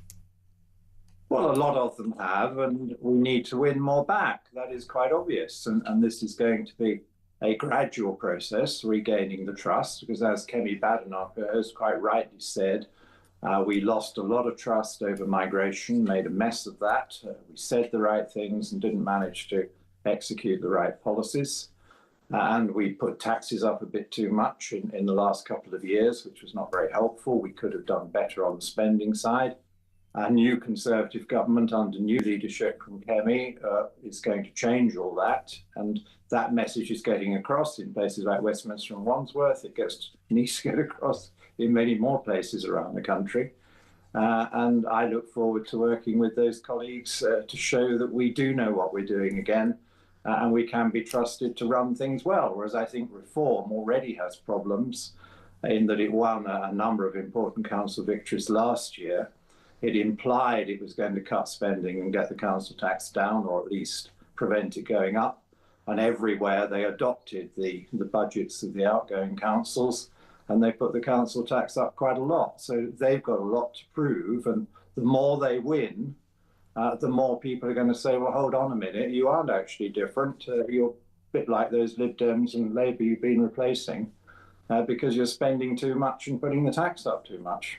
Lord Redwood, with me in the studio is the political broadcaster Benedict Spence. It's interesting hearing the response to all this, because undoubtedly Kemi Badenoch is doing a pretty good job at detoxifying the party, given that where they were even a couple of months ago. But isn't the problem here that the Conservatives are just sort of having to sit and wait for, to use that Boris Johnson expression, for the ball to come loose at the back of the scrum? Isn't the problem here that the Conservatives are a little bit too passive? They've been forced into a position now where they're having to wait for the moment at which reform drops the ball in a particularly bad way to inherit that, sort of mantle on the right. Isn't that a bit of a problem? Because it's actually sort of leaving their own destiny in the hands of another political party in many ways. Well, no political party controls their own destiny to any great extent. The electorate are all powerful, and the electorate have their ways. And sometimes the party just upsets too many voters and lets people down in too big a way, and then they get drummed out. And then there's a task for rebuilding. And that was something it took Labour 14 years to do. They gained just enough trust to win a lot of seats, but not a lot of votes. They're now being slaughtered because they haven't lived up to their rather limited promises and done lots of things people didn't want them to do. The Conservatives are getting over having particularly made a mess of immigration and illegal migrants arriving across the Channel. And that is going to take time. But I think when you get to a general election, which is probably 3 years away, why would Labour want to slaughter more of its political office holders earlier than they need to? And so I think by then there will be a serious dialogue between the 5 or 6 parties now contesting power over who will stop the small boats, over who will control migration properly, over, above all, who will have an economic policy that can reverse the disasters of this government with high tax and no growth and unemployment rising. And I think when it comes to the economic offer, the polling already shows the Conservatives ahead of the other parties. But again, this is a problem because the perception is, I think, over the last sort of 14 years, that the reason why the Conservatives lost, sort of as you put it, is that they were sort of not tough enough on certain things. But ultimately, I think the perception is, especially in the sort of the latter stages under Rishi Sunak, that the Conservatives were just sort of waiting for the inevitable, that they were being passive. And you're sort of talking about what you were saying there, just basically going, it's almost a fait accompli, the public have decided they don't like us, and we deserve a period in opposition. And it was partly because, rather than being proactive, they were just sort of letting things happen, letting things slide. It's a very different kind of unpopularity to what Labour have got, which is that the perception actually is that Labour has simply lied to the electorate. They said they wouldn't put taxes up. They have put taxes up. They said that they would stop the boats. They haven't stopped the boats. Whereas, I think that therein lies the problem, which is that actually the Conservatives were just sort of seen as sitting there waiting for things to happen. In much the same way now as I think the perception is they are sitting waiting for reform to fail. The very least, reform have an element of dynamism to them. People might not necessarily like what they have to say, but there is a sort of a forward-thinking nature. There is sort of an activity to them. You might even say, if you were to sort of co-opt the word, a progressive element to how it is that they get on the front foot about politics, that Labour certainly doesn't have, and the Conservatives don't have either. And I just worry, is that in fact going to be the thing that actually keeps those two established parties, once Labour does lose power, and I think that it probably will, but that could end up keeping them out, is not necessarily that Reform have got all the answers, but they at least try to get out on the front foot in a way that the Tories, and to a degree Labour, just don't seem able to do. Well, I agree with you about Rishi Sunak, who literally gave up, I think, much sooner than he should have done. I mean, I had thought he was going along with ideas I was giving him, that we could have had some mortgage rate cuts in the second half of the year before the general election if we delayed it, and we could have had another mini budget with actually getting taxes down further with some matching public expenditure reductions, because there was wasteful and unnecessary expenditure going on. I thought he went along with that, and that was why I didn't fight the last election, because I felt just giving up like that and having done quite a few socialist things in the last couple of years meant that I couldn't defend that record. I'm now very proud to support Kemi, because she is offering a really good Conservative alternative, and that's where I disagree with you. I think there is an energy and a vitality about Kemi spreading to the rest of the Conservative Party, and it's called belief, and we've got belief in things again. And we actually believe that lower taxes produce growth, and Labour's high taxes are ruinous. We believe that less regulation and regulation of the right kind gets more young people into jobs, whereas Labour's regulation is actually getting young people out of jobs, excluding them from the workforce. So we believe that doing what Labour is doing on on taxation of the rich and wealthy drives people away and makes the country poorer rather than being a morally good idea. So when you've then got conservative beliefs with a coherent economic story, then you are going to win back trust. So I'm very positive about Kemi and her leadership. I think it's transformational. And that's why I think over the next 2 or 3 years, we can easily be the lead party going into the general election. Lord John Redwood, always a great privilege to have you on the programme. Look forward to catching up soon. My thanks to John Redwood, former Conservative Cabinet Minister who backs Kemi all the way. The issue that you've got is, at the moment, the mood music around the Tories' performance at the local elections is very negative indeed. In fact, they've lost 142 seats so far. It's likely to be a very tough day at the office for the leader of the Conservatives. The Greens have made gains, 26 at the moment. The Lib Dems treading water, plus 35. Reform up 356. And Labour anticipated to lose 87% of their councillors. More reaction next.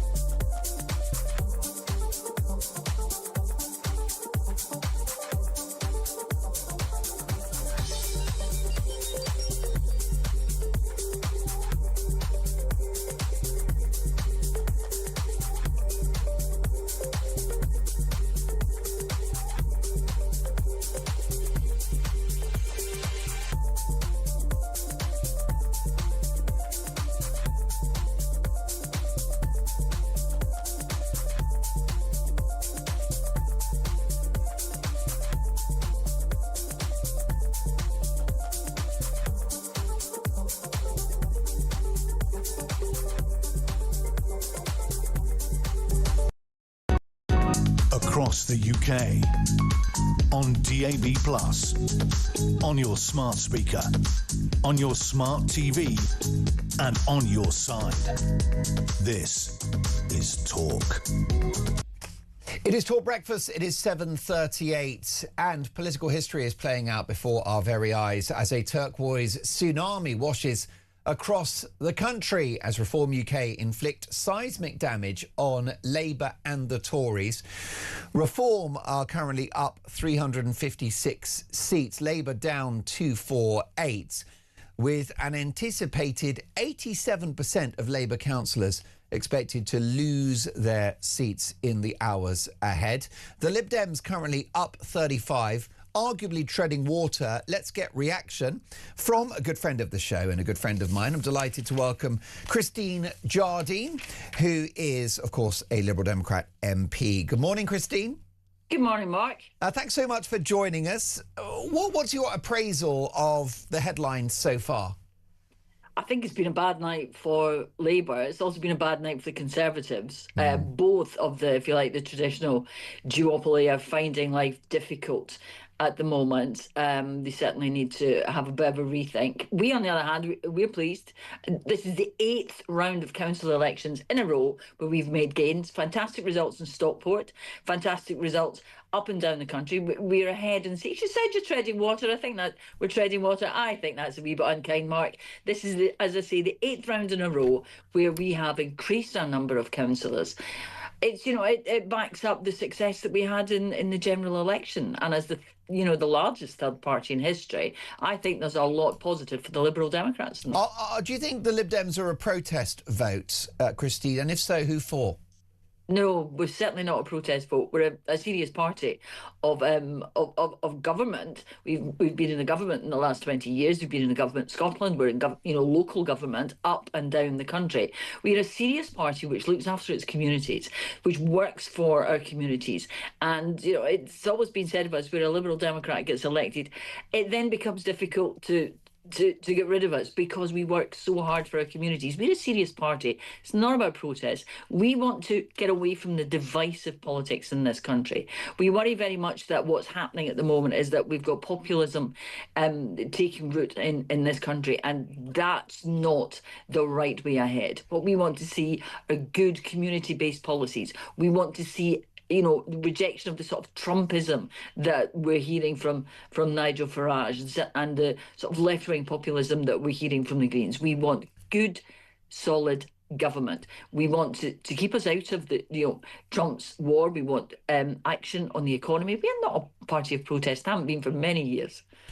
What do you mean, though, Christine, by populist politics? And what do you mean by Farage making Trumpian noises? Well, when I say populist, what I mean is, it's all very well to say, this would be a great thing to do, whatever it is. But then when it comes, to scrutiny, you see that it doesn't actually work. The money isn't there, that it's just, saying something which will be popular to get people on side and then let them down. And that's what I mean by populism. And I don't think that what we're hearing from the Green Party is sustainable. I don't think what we're hearing from the Reform Party is sustainable. I worry a lot about what Nigel Farage says, that it sounds very like the sort of policies we're hearing from Donald Trump in America. And that is why I have always been, a liberal. I'm liberally minded. And I think that what we are seeing in this country is people want government that they can rely on. They don't want empty promises. They've had too much of that. Well, it's interesting. You're so right about political hot air and over-promising and under-delivering. We've seen that from Labour. We've seen that from the Tories. I'll give you this, Christine, that I think that the Lib Dems did good things in partnership with the Tories in the coalition years, particularly in getting that deficit down after the global financial crisis. Figures like Vince Cable, I think, can be proud of their record in office. But if you look at the so-called populism of Reform UK, what are they proposing? So they'll scrap the net zero target, something that will be welcomed by the left-wing unions and working class communities who rely on industry. There is the idea of scrapping or exiting the ECHR, looking again at the Refugee Convention and the Human Rights Act so we can stop illegal immigration, which is costing the country billions. That's not populism. That's just policies people want. No, I don't agree. I think that, if you talk to young people in this country, one of the biggest things they're worried about for the future is the climate and what's going to happen with climate change. The UK can do nothing about the climate. Well, hang on a second. The UK can. We can make a contribution, and we are in the middle of a just transition from the North Sea to sustainable energy, to renewable energy. Now, that has to be managed and managed properly, and the danger is that if we don't do it, then we continue to damage the planet. And there's another reason we have to do it, which is, we now see that we would become, we see what is happening with the Gulf War, that we're being not held to ransom, but that our energy prices are going through the roof because of foreign activity. Now, that is not what we want, and that is not sure, but that long predates Iran.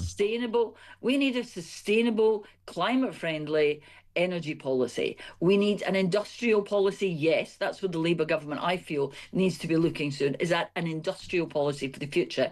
But the two are not incompatible. And this is where I disagree vehemently with Reform. economic sustainability and climate sustainability are not incompatible, and we need to move towards a more sustainable energy, and that is what we are doing now, in this country. Christine, you and I, we agree on so many things, and I have voted Lib Dem in the past, and I'm more than happy to vote Lib Dem again in the future. What I always liked about the Lib Dems is that they were perhaps, you know, economically on the left, but business friendly, which I thought was a sweet spot for the party. Let's hope that's still the case.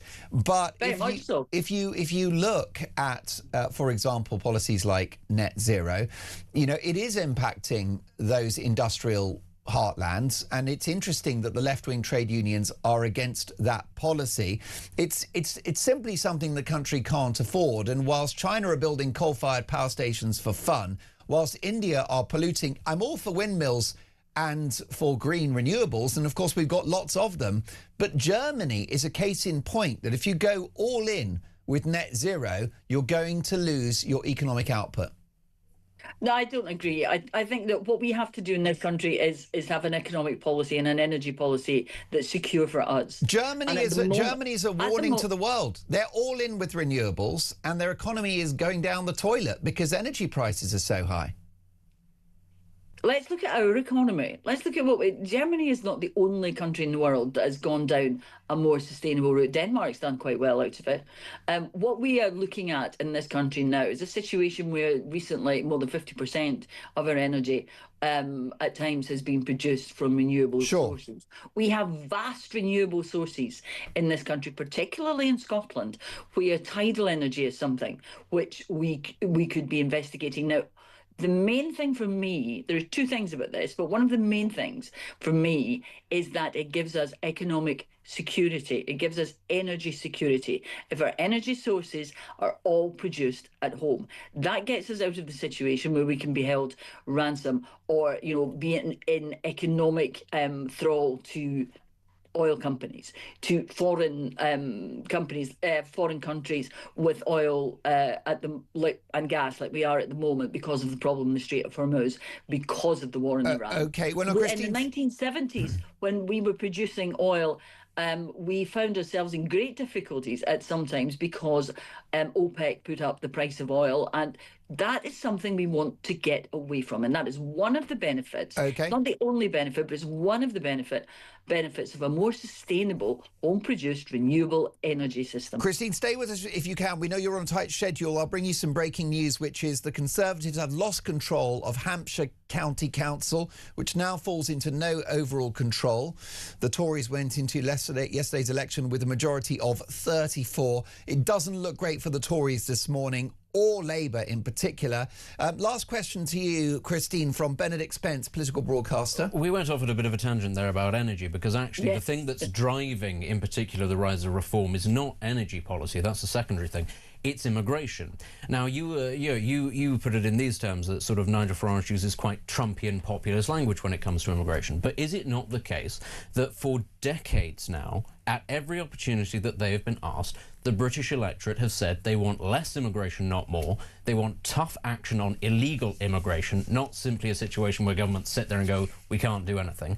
What is actually populist or indeed negative about a party actually coming along and saying, we will do something to address this, rather than successive Labour, Conservative, and indeed, you have to say, part of the coalition Lib Dems, governments promising one thing and not delivering it? What's wrong with that? You have to make a difference between people who come to this country as legally in the first place, as asylum seekers and refugees. I did, and let's be clear, the public have voted for less of both. Yeah, if I could just finish though, you need to make that distinction, because the public, while they might, none of us like seeing the small boats crossing the channel. What I'm finding on the doors is that the public recognise that we have a skill shortage in this country, that we have an employment gap, and that there are areas of this country and there are sectors in our economy which need legal immigration. And the problem that we have is that the asylum system, the refugee system, the immigration system in general is a mess because the Conservatives allowed it to be a mess. We have huge waiting lists.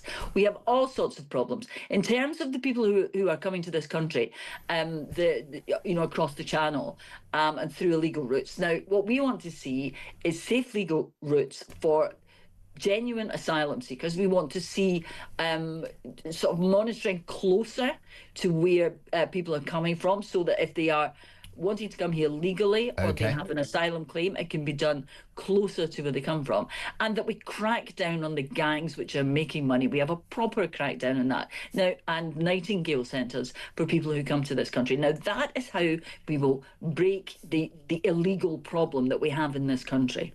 Christine, always a treat to have you on the show. Thank you so much for your valuable time. My thanks to Christine Jardine, Liberal Democrat MP. Your reaction? Well, an historic morning. A turquoise tsunami washes across the country. Could that translate into a general election victory for Nigel Farage? That's next.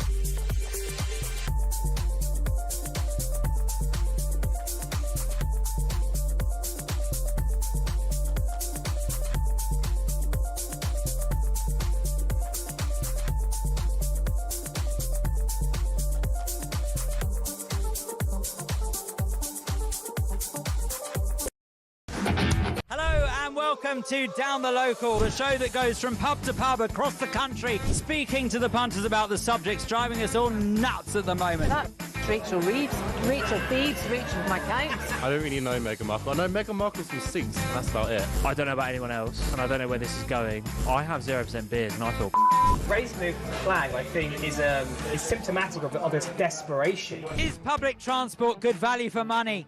No, it isn't. You really don't like speaking to people. I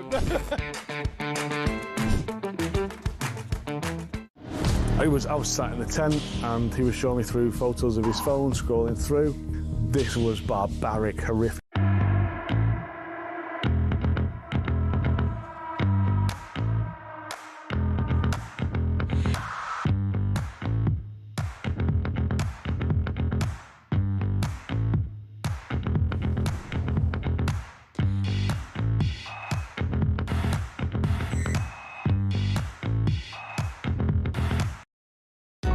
Across the UK, on DAB+, on your smart speaker, on your smart TV, and on your side.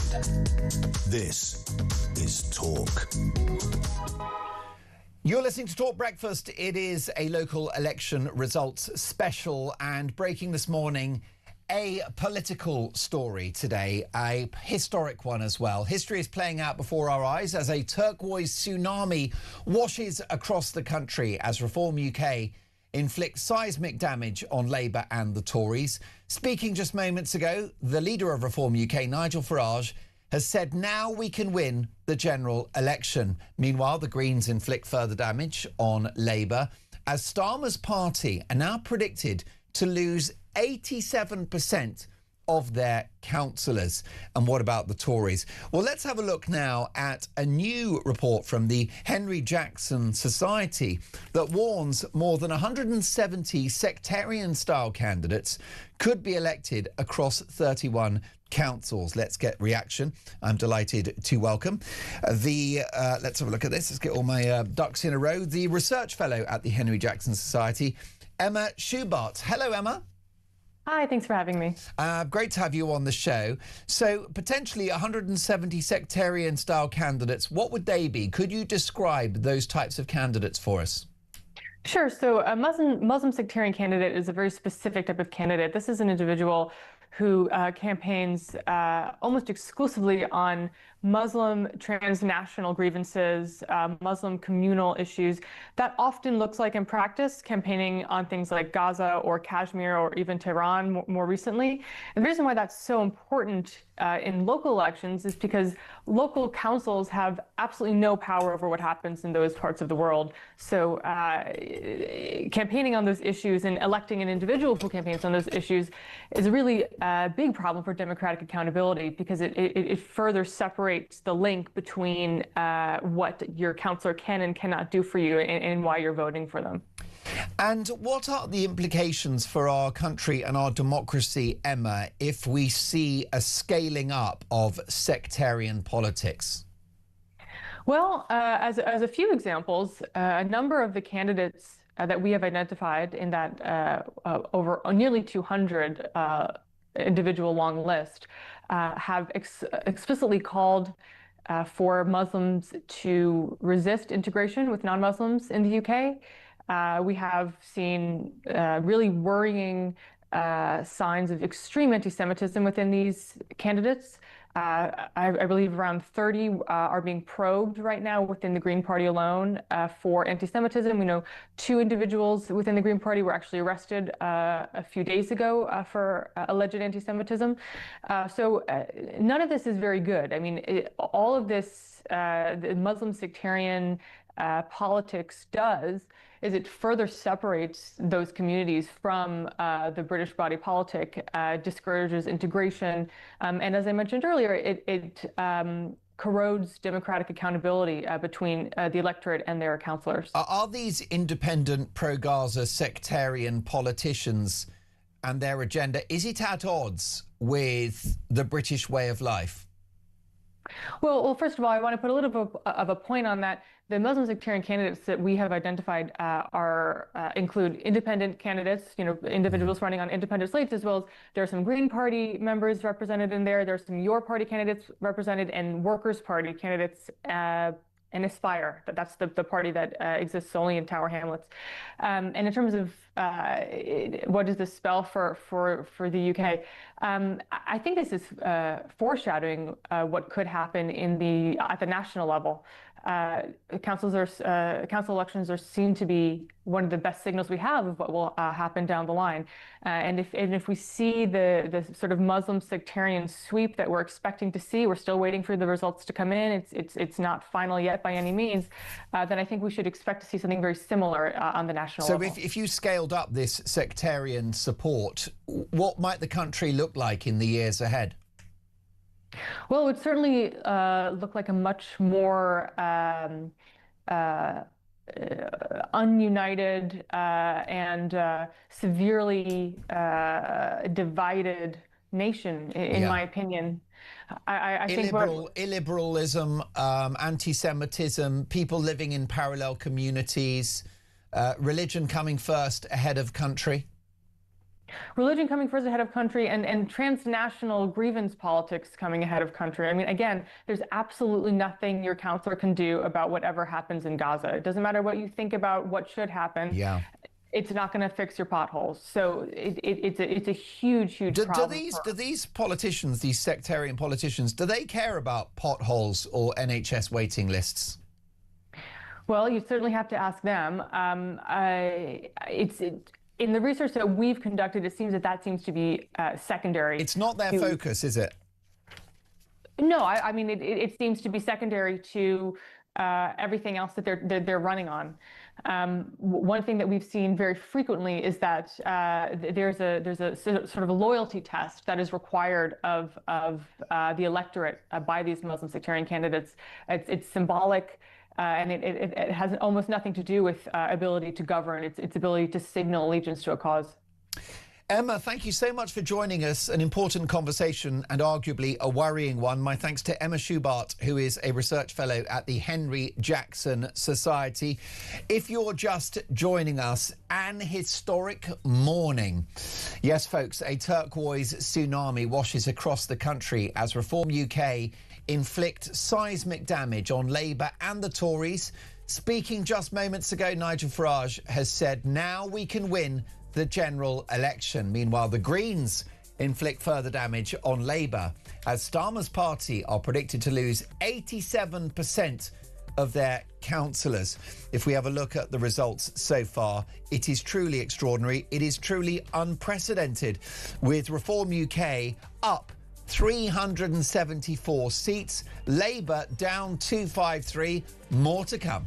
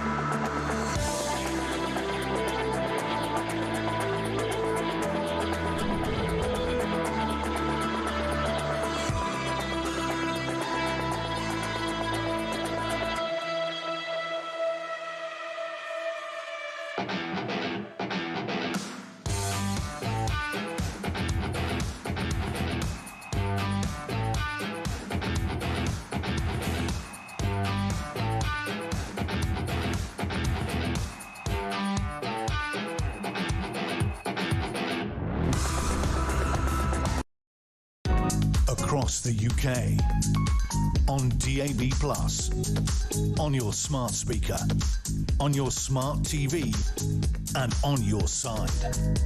This is Talk.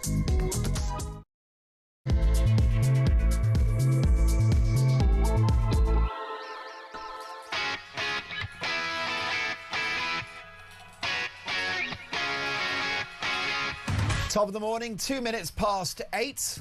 This is Talk Breakfast and Starmer's toast.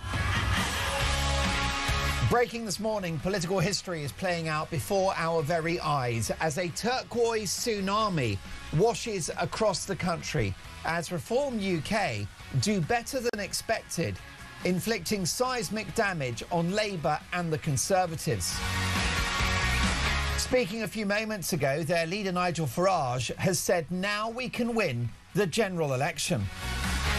Meanwhile, the Greens inflict further damage on Labour as Starmer's party are predicted to lose 87% of their councillors. And as the BBC Wildlife presenter David Attenborough turns 100, do the lesser-spotted Tories face extinction? So what does this reform rampage mean for Nigel Farage and his insurgent army? Can they win power? Are they ready for it? And what does the rise of the Green mean for the political left in this country? Is the idea of right and left now dead? Is the two-party politics no more? Is the uniparty a thing of the past? And the most immediate question, is the one facing Sir Keir Starmer. Should he stay or should he go? We'll bring the results as they come in with reaction from the biggest names in politics and journalism. But what do you think? Can Reform's success translate into victory at the next election? And Starmer, should he stay or should he go? My phone number is 03444991000. Tommy's taking your calls. Text the word talk in your message to 87222. Leave us a voice note, and as the saying goes, let's talk. So far as the picture stands, we have Reform UK on 376 seats. Labour down 246, the Conservatives down 157, the Lib Dems treading water plus 37, and the Greens plus 26. Now, we expect Labour to shore up slightly once some of the bigger cities come in. But it's all about Reform UK, who are sweeping the board across the country. And why would that be? Let's ask Lord Robert Hayward, Tory peer and pollster and political analyst. We're also joined in the studio by Benedict Spence, broadcaster and political commentator. Benedict, we'll get to Starmer's future in a moment, but today it's all about Nigel Paul Farage. It is. It's the seismic moment that everybody was anticipating, possibly might even turn out to be even better. The proof, though, that the support does exist out there in the country for reform. It's not simply a flash in the pan, and that actually there is the groundswell both of support for reform and, I think, dissatisfaction with Labour that this could be, if it were replicated at a national level, enough to get them over the line. I do also think, though, that given the size of Reform's victory, this may crystallise some attitudes on the left. It may focus some minds about how it is that they will act to stop Reform from forming a government in a few years' time, because I think people need to remember left-wing parties would far rather do everything they could to keep a Reform government out than actively work to get a majority themselves. 6 minutes past 8, and breaking news, the Conservatives have retained control of Kensington and Chelsea, a council they've controlled since its creation in '64, and they've got the city of Westminster back as well. But overall, quite a difficult picture for the Conservatives. So let's have a look at the winners and losers in the company of Tory peer, pollster and political analyst, Lord Robert Hayward. Good morning, Robert. Good morning. Is Reform's performance so far better than expected? Yes, it is. It's slightly better than expected. It's probably down on vote share from last year, but overall a good result for them, no question about it. What my audience want to know, Robert, is whether this translates into a general election victory.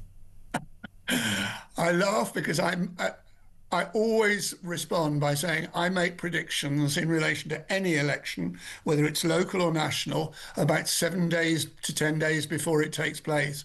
I'm certainly not going to make a prediction 3 years out from a general election, particularly, as I say, because 2025 Reform, I think, did better than they have done this year. So are they tapering downwards? Don't know. We have a first past the post system, which rewards people who do best, even if it's marginally better. They've had great victories. Robert, let me make life a bit easier for you. And I understand that you only predict 7 to 10 days out, which is why you are such a respected pollster. So in that case, who wins if there's an election in 7 to 10 days' time?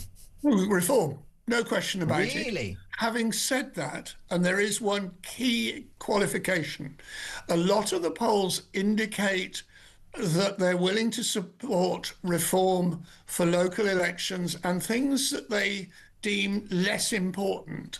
The Conservatives are in the lead on the economy in comparison with all parties at the moment. So probably Reform, but a full election campaign would be fought before we actually got to the vote. Robert, with me in the studio is the respected political broadcaster Benedict Spence. Benedict, your thoughts? I mean, obviously now we're having to sort of act within this caveat of it's a long way away from a general election, but hypothetically, if it were in 7 to 10 days' time, obviously you'd say, Reform would win as things currently stand. but what price would you put on the possibility of, at this hypothetical 7-day time general election, a coalition, not a deliberate coalition, but the value of tactical voting amongst left-wing parties? Could we see a situation, is it likely that we'll see a situation where hatred or loathing or suspicion of reform amongst Labour, the SNP, the Greens actually crystallises into more tactical voting to keep reform out, rather than any attempt to form a government themselves? One of the striking things about these local elections has been that this has been a local election of bar charts.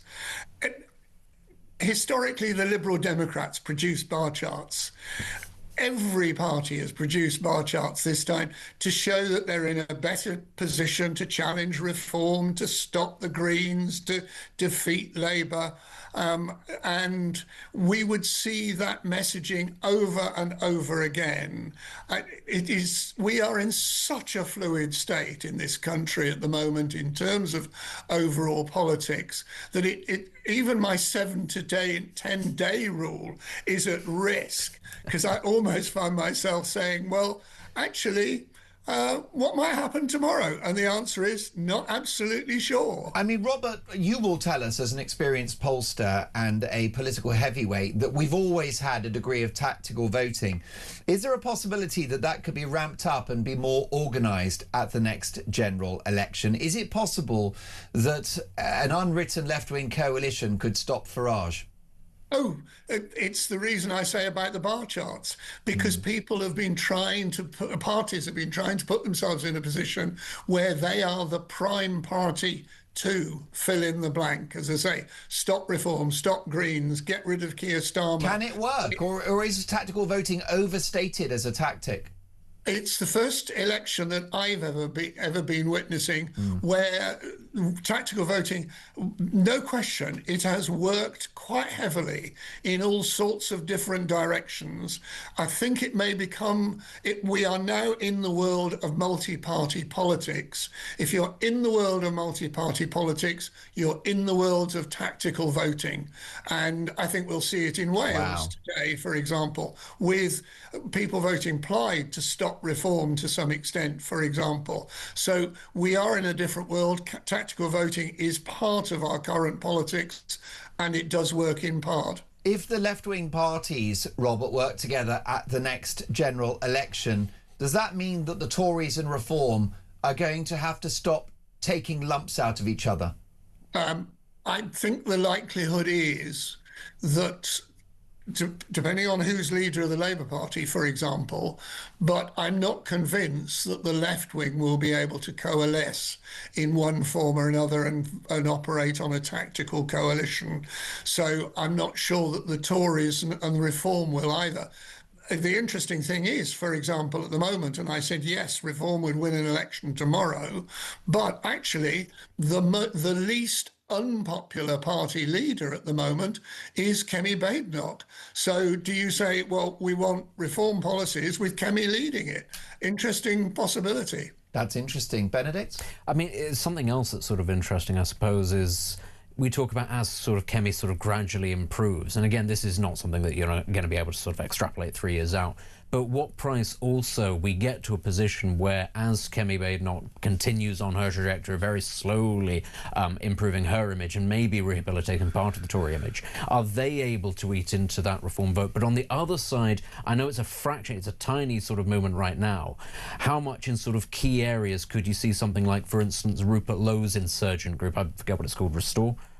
Something like that. Restore UK, yeah, something like that. Could you also see them in sort of very marginal seats? Obviously, nobody's expecting them to win anything, but again, eating into that sort of reform lead.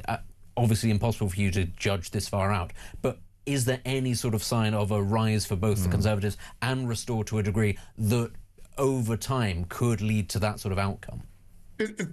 anything is possible, and we will have election results with Restore fighting in Yarmouth today. So Restore showed their weakness by their inability to field candidates in other parts of the country, but it will be an interesting local test for what might be a national option at a later point. We are in one of the most fascinating periods of British politics because it's so confused. And there's no certainty about what how the electorate will respond to any one set of political events. Briefly, Robert, we have a brand new party in Reform UK whose leader, Nigel Farage, only took the top job after being convinced by his colleagues a few months before the 2024 general election. And here they are with 380 seats. It's quite extraordinary, isn't it? Have you ever witnessed anything like this in your lifetime as a political heavyweight and pollster? Flattery, thank you. The answer is yes, and it's called UKIP. Only a few years ago, they surged, and then... There's a theme emerging here, isn't there? There is, I'm afraid, and there's no question that I sat and answered similar questions in relation to UKIP and their great success in 2014. Robert, we love having you on the show. I look forward to hearing your expertise in the near future. My deep thanks to Lord Robert Hayward, Tory peer, pollster and political analyst. It's all about your feedback. Starmer, should he stay or should he go? And can Nigel Farage do the double and win the general election? Here's a voice note from lovely Laura. Morning, Mark. Laura in Wiltshire. Great news so far this morning. Feeling slightly irritated by Benedict, sorry to say, in that he keeps on playing this down. Oh, but it doesn't mean it'll go right. And if it does go right for Reform, they might not honour what they've said they'll do. But they're not the Tories and they're not Labour. And that's why people are voting for them. And he just mentioned that Brexit didn't go the way we wanted to because it wasn't enacted. Absolutely right. Nigel got Brexit to happen. And guess what? Boris and his crew messed it up. There you go, that's you told. Tell me, who are the people that are affecting to Reform en masse, the sort of senior leadership? Are they former Conservative MPs by any chance? Only the carefully selected ones. Almost as if they're a political party made up of politicians. Listen, I would like it to be the case that Reform, if they do get in, that they do not act like a traditional political party. But the problem with politics is it tends to attract politicians. And that's, that's all I have to say. We have to wait and see. But I simply wouldn't want to hang my coat up and say, absolutely, Reform is going to be different. Please, let us not make the mistake of the past and believe that it's all going to be sunlit uplands. Let's wait until a party actually follows through on its promises first before we actually give them their flowers. Benedict, no better man to help us react to the big political story of the day. Thank you so much for joining us, and I cannot wait for your return to the studio. The inestimable Benedict Spence, broadcaster and political commentator. Breaking this morning, the Tories have retained control of Kensington and Chelsea Council. They've controlled that council since its creation in 1964. But it's thin gruel for the Tories. Yes, they've hung on to posh Kensington and Chelsea. They've regained the city of Westminster, but they're down 161. So are the Tories toast? What about Starmer? Should he stay? Should he go? And Nigel Farage, can he now win the next general election? 8:17, this is Talk Breakfast.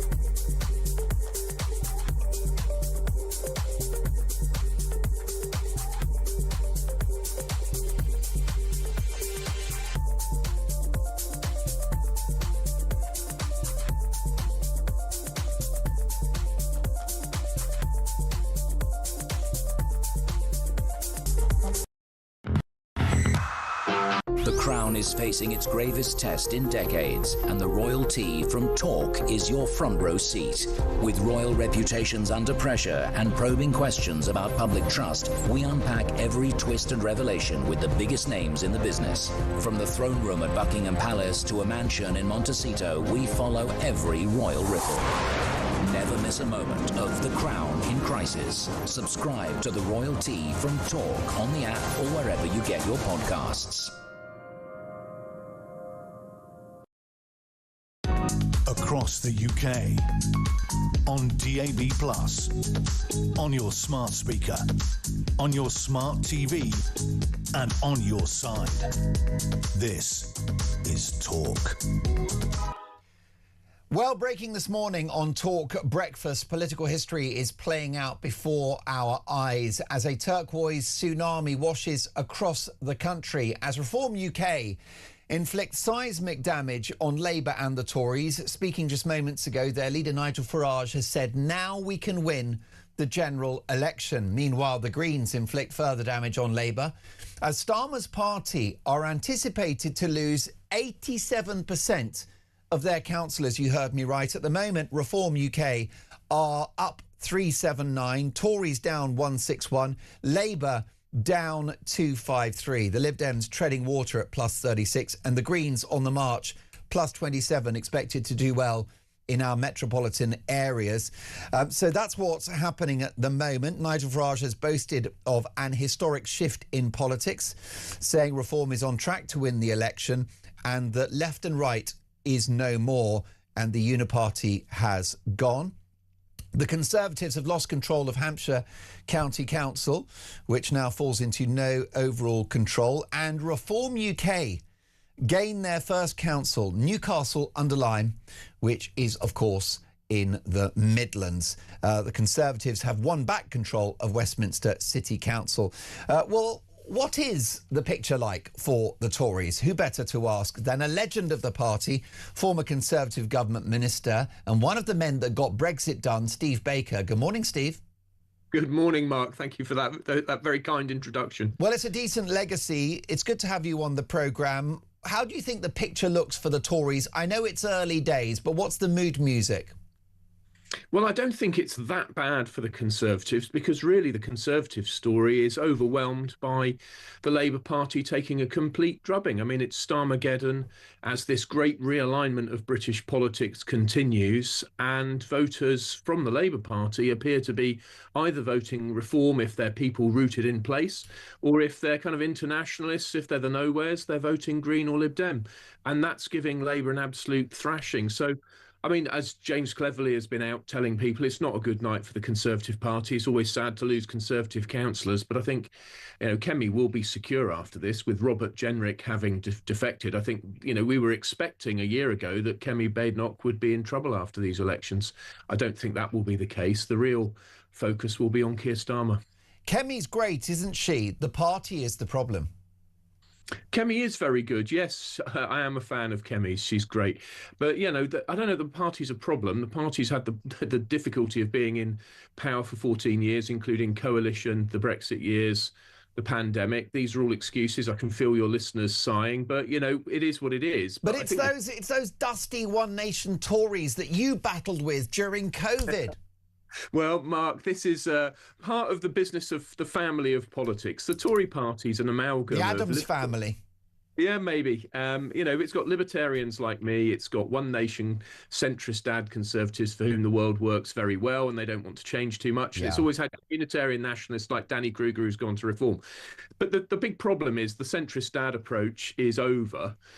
What is happening across the world with Trump, with Maloney, in India, in China, is a big reorientation of politics towards the main axis being identity and culture. Are you a communitarian rooted in place? Are you, feeling solidarity with your nation state? Or are you an internationalist, very cosmopolitan? And this new axis of politics is completely upending the old party system, which leaves me surprising myself by saying I think your summary of what Nigel Farage said is right. The Uniparty, as it has been, is over. He really might win the next election. Well, we have breaking news, Steve. The Prime Minister has broken his silence after a torrid set of results, which are likely to get worse as the day goes on. The Prime Minister has said the following: "Tough days like this don't weaken my resolve to deliver the change that I promised. They strengthen my resolve to do so." He admitted there is no sugarcoating these results. We've lost brilliant Labour representatives across the country. Well, you know as well as I do, reading between the lines there, Steve, the Prime Minister is going nowhere. Well, Mark, he would say that, wouldn't he? I mean, prime ministers love power. Finally, they've made it. They're in Downing Street. The entire machinery of the state is theirs. If they want to nip along to MI5 or MI6 and ask any question they like, they can. They'll get an answer. You know, they can swan around with close protection everywhere. They're important. They can go to international summits where he seems quite comfortable. You know, they love being in Downing Street. And of course, he will cling on to the bitterest end. And I think that's something Labour MPs will have to face up to if they want a change of Prime Minister, which may or may not be a good idea from their point of view. Probably is. I think he's widely hated. But if they want to remove him, they'll have to actually get on and do it. They can't just hope he'll go, because he won't. He'll stay. Steve, you are a very consistent, red-blooded Conservative. Why do you think your party was infected with the virus of leftist progressivism? I can give you some examples. Signing up to net zero, which was economically illiterate and misguided. The cult of welfarism, in which now the size of the welfare budget is higher than the income tax take. Wokery in our public institutions, high immigration and the boat crisis. Why did this happen to your great party? Well, that's a very important question. I mean, I'm afraid Jacob Rees-Mogg answered some of this when he came on my Fighting for a Free Future podcast. He made the point that, unfortunately, as politicians, you have to give the electorate what they appear to want in the polls in order to win. And with Boris, that's what Jacob argues is went on with Boris and net zero. I mean, Theresa May, of course, introduced it, but the world's been going down this really quite mad path of net zero. I opposed it. I didn't divide the House of Commons. Big problem when it went through the Commons. It was in the midst of the Brexit drama. If we had divided the Commons, forced a vote, I'm afraid it would have only been Eurosceptics who voted against. We would have lost. So there was no point making that problem worse. So I'm afraid it went through. But yeah, I'm afraid the Tory party likes to do what is relatively easy. It likes to stick with the status quo. It likes to go with the consensus. I'm afraid that's what happened. But it's increasingly clear that, I don't like to say it, but the sorts of messages I've been saying since 2010 turn out right. We must cut spending. We must secure borders. We must be an independent, sovereign country. And, you know, Nigel Farage now faces the challenge that he's likely to be the next Prime Minister, and he will need to deliver those things.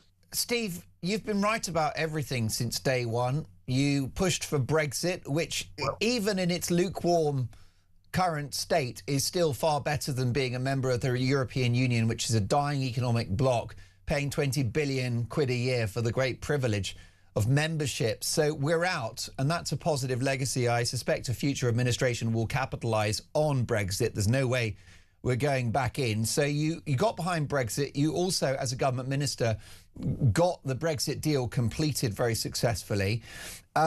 You've pushed back on the size of the welfare state, net zero, and of course you were a vocal opponent of the COVID lockdowns, which you took the view would do more harm than good. Well, that view has aged very well. And I think COVID is a good example of how the Tories lost their way. And it's now Reform who have occupied that Conservative space. It does look like that, Mark, doesn't it? I mean, first of all, thank you for being so kind. If only everyone agreed with you. A couple of things to unpack there. Reform are getting votes for the Labour Party. I mean, look at Hartlepool. Reform swept the board. So, you know, Reform will have a very interesting new challenge to unite their electoral coalition when many of those voters come from the Labour tradition. The second thing on the EU, and this is to look ahead, this is a really, really important point, and I hope EU figures listen. Nigel Farage is highly likely to be the next Prime Minister with a substantial majority. There is absolutely no way he will be able to tolerate Keir Starmer's subordination to EU law.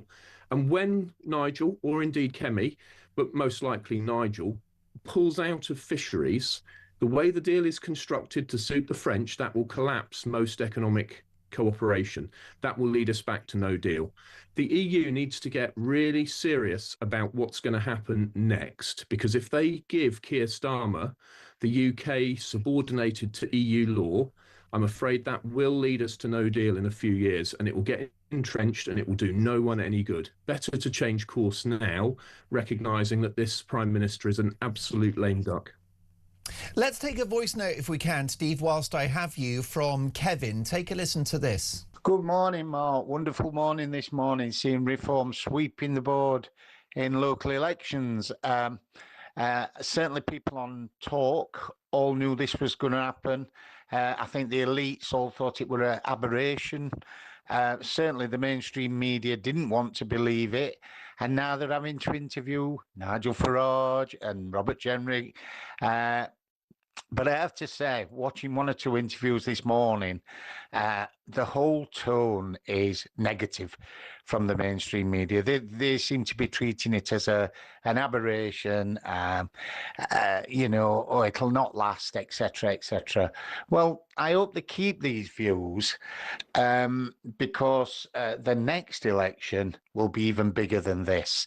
So I'm in a really upbeat mood this morning. I'm over the moon that Reform are doing well. Great show, Mark. Carry on the good work. Steve, you have disgruntled Conservatives and disgruntled Labour voters who are backing Reform UK. Can you understand why they're so happy this morning? Yeah, of course I can. And I listened to him with great sympathy there. You know, good on him. He's doing what he believes is right, and it's working. You know, the election, Nigel Farage set out to smash the Conservative Party.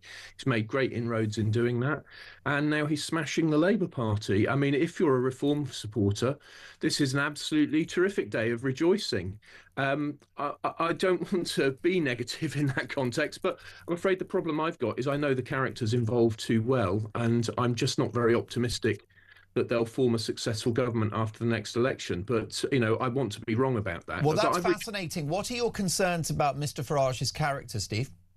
Well, the problem is this, that it's long been said that one campaigns in poetry and governs in prose. The business of governing is not like the business of winning power. And Nigel's really exceptionally accomplished at campaigning, and no one doubts that. The big challenge is if he goes straight into number 10, having never been a UK minister. I mean, it has to be said he doesn't often, his voting record is not at the top of the rankings in the House of Commons. But if he goes straight in as Prime Minister with an enormous bunch of brand new MPs, some of whom will have to go straight into the cabinet as brand new MPs, it's just very difficult to see how he will have the enormous change of gear necessary to get that team to cohere together and deliver the radical change which people will then be expecting. Because I think, make no mistake, if Labour fell on their faces partly because change didn't come quick enough, as Labour promised, well, I hope Nigel, and indeed Danny Kruger, who's got the principal responsibility, I think, for bringing the experience of government to bear for Reform, they need to really make sure that Reform do not fall flat on their faces when they get into power. And, actually, I wish them well, because I want the best interests of this country to be served. If Nigel Farage ends up being the person to do it, well, good on him. But please don't fall flat on your face, Nigel, because what will come after you if you do? And I really don't know. Well, I take your point about experience, which is why Mr. Farage would argue he's welcomed one or two prominent ex-Conservatives into the fold. But do you have a concern about Mr. Farage's temperament and makeup as a politician? Is he a diva? Is it a one-man band? Does that concern you? Well, he certainly is the dominant character, but that as such doesn't concern me. For a long time, the UK system has ended up kind of devolving to being a presidential system. It really matters who the Prime Minister is. The whole civil service really cares who the Prime Minister is. And civil servants will deliver the Prime Minister's will. So it's actually very good that he's a strong character. And I certainly don't want to be personally attacking Nigel Farage. The issue is whether he personally can change gear from campaigning to governing, whether he'll have the right support around him. Richard Tice will bear a very significant burden if he's in government. That's the really big challenge. Can they get through the dreary business of a lot of cross-government committees where the real work of bringing change is done. And that is a really big question now in the context of these local election results. And, of course, the left-wing blob, which thwarted the will of the last Conservative government, the left-wing blob that convinced Boris Johnson we needed 1 million people to come into the country in a year, the same left-wing blob that forced the hand of the Prime Minister during COVID to have 3 ruinous national lockdowns. Well, yes, and what this demands is exceptional talent from ministers and members of parliament. It means they need to really look at the detail and have their own ideas about how things should be done. So, for example, during COVID, I worked with Professor Roger Coppell, a great friend of mine, who's written a book called Expert Failure. That's all about how experts are only human too and can fail. And we brought forward a whole bunch of reforms which would have given Boris Johnson choices about what he did. And unfortunately, of course, that went nowhere in the midst of crisis, but it just illustrates that the ideas are out there to be grasped, to be implemented, to make sure that governments get what they want. And Nigel will actually have to do those things, and he'll have to prepare to do them well in advance. And it won't be any good doing them after they've got into power. Danny and others need to start now, preparing to very quickly change the structure of government so that it works for them. Steve, fantastic to have you on the show. Thank you so much for your valuable time. Steve Baker, check out his brilliant podcast, former Conservative government minister as well. Next up, Reform UK's Shadow Chancellor, Robert Jenrick.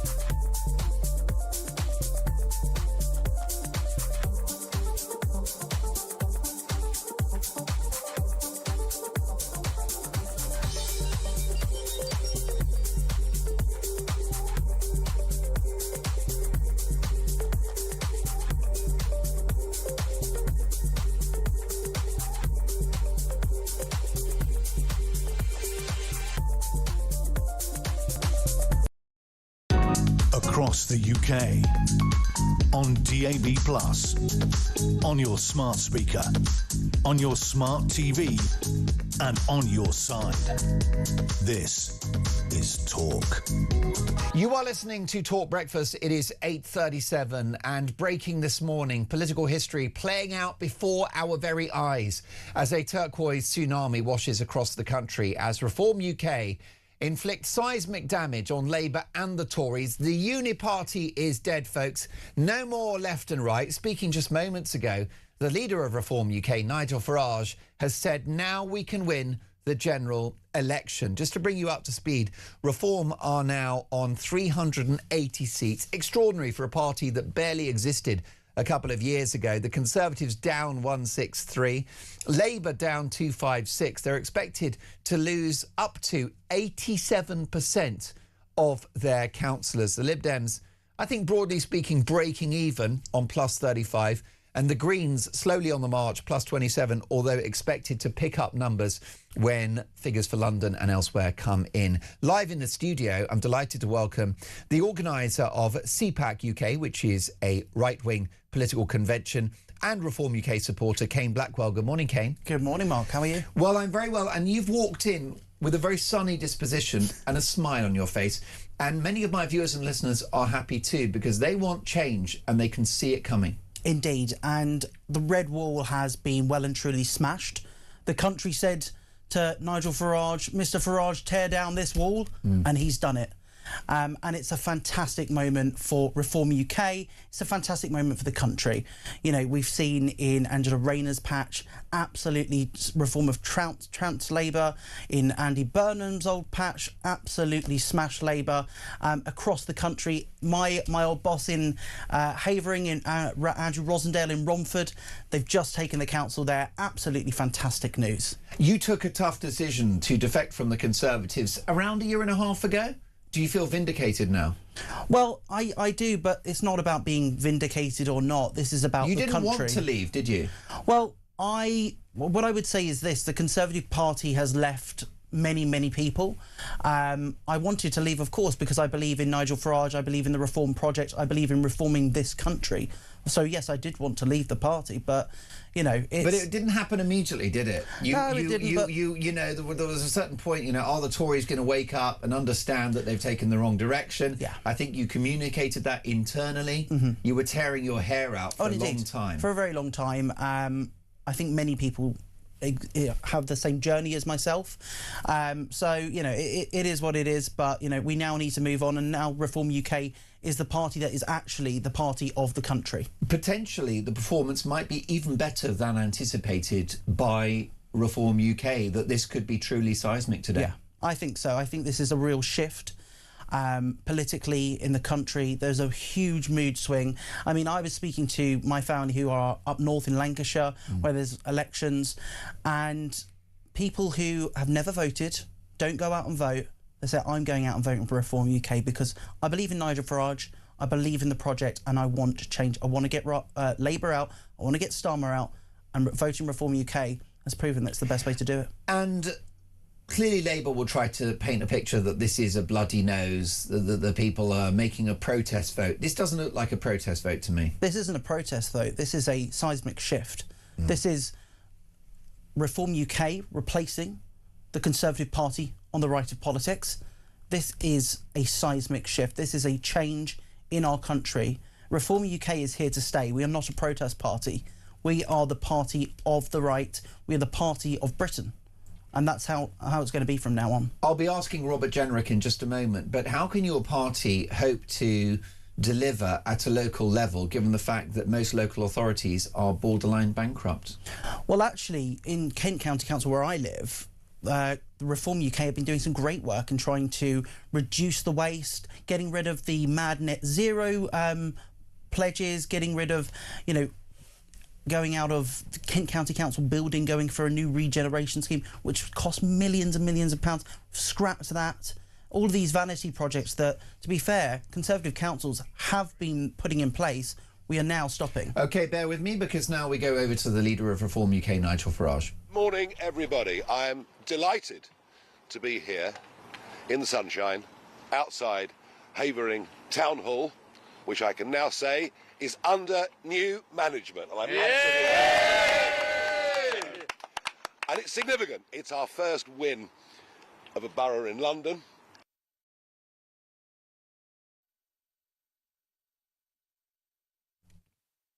We've just lost the feed there to Nigel Farage. Oh, he's back. Their most traditional areas. And what you're going to see later on today is the Conservative Party being wiped out in their heartlands like Essex. So London goes a bit against the trend in that the Conservatives and Labour have held up in some of the other boroughs. But I think overall what's happened is a truly historic shift in British politics.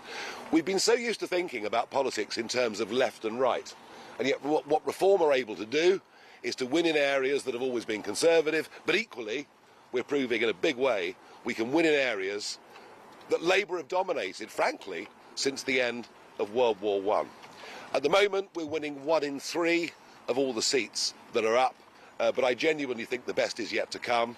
I'm very excited about the North East results, the Yorkshire results, some more to come in the West Midlands. Essex, we're feeling supremely confident, and that's significant given that half the Cheddar Cabinet have seats in Essex. So it's a big, big day It's a big, big day, not just for our party, but for a complete reshaping of British politics in every way. And it all goes to show that over the course of the last 2 years, through in the general election. One or two issues there with the line to Nigel Farage, but clearly the Reform UK leader very happy about these results. In the counting process so far, there's a lot still to come. Yes. You've clearly made a lot of gains. You're clearly doing very well. How well do you think you'll do by the end of the day? The best is yet to come. The best is yet to come. I'm very excited about the prospects for us in Sunderland, in Barnsley, in Calderdale, in Wakefield, Cannock Chase, areas like that. And by the way, you know, we took Newcastle-under-Lyme from the Conservatives, but there are going to be some big, big Labour wins. And perhaps in historic terms, Wales is the biggest of all. You know, Labour have not lost an election in Wales since 1922. I couldn't tell you whether Plaid will be first or we're going to be first, but what I can tell you is it's going to be a tight race between the two. So Wales, historically significant.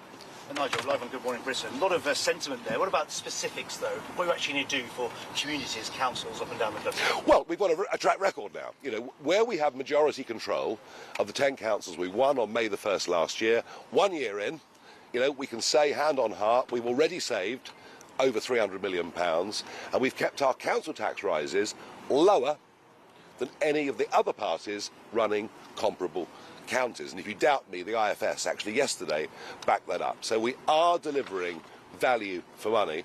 What we're going to do here is, whilst many of these are new to politics, we've also got some old lags.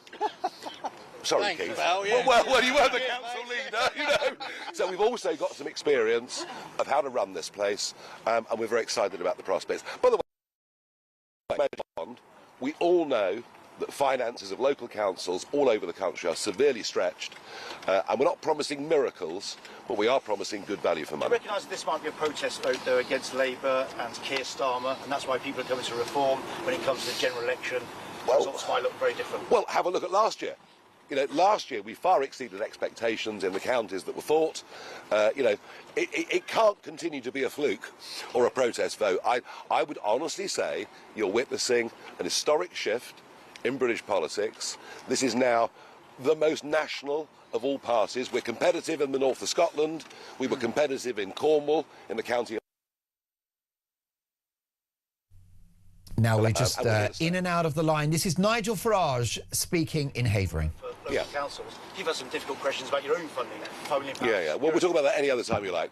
Go on. Nigel, we've heard it claimed before that the old two-party system is dead. What makes this time different?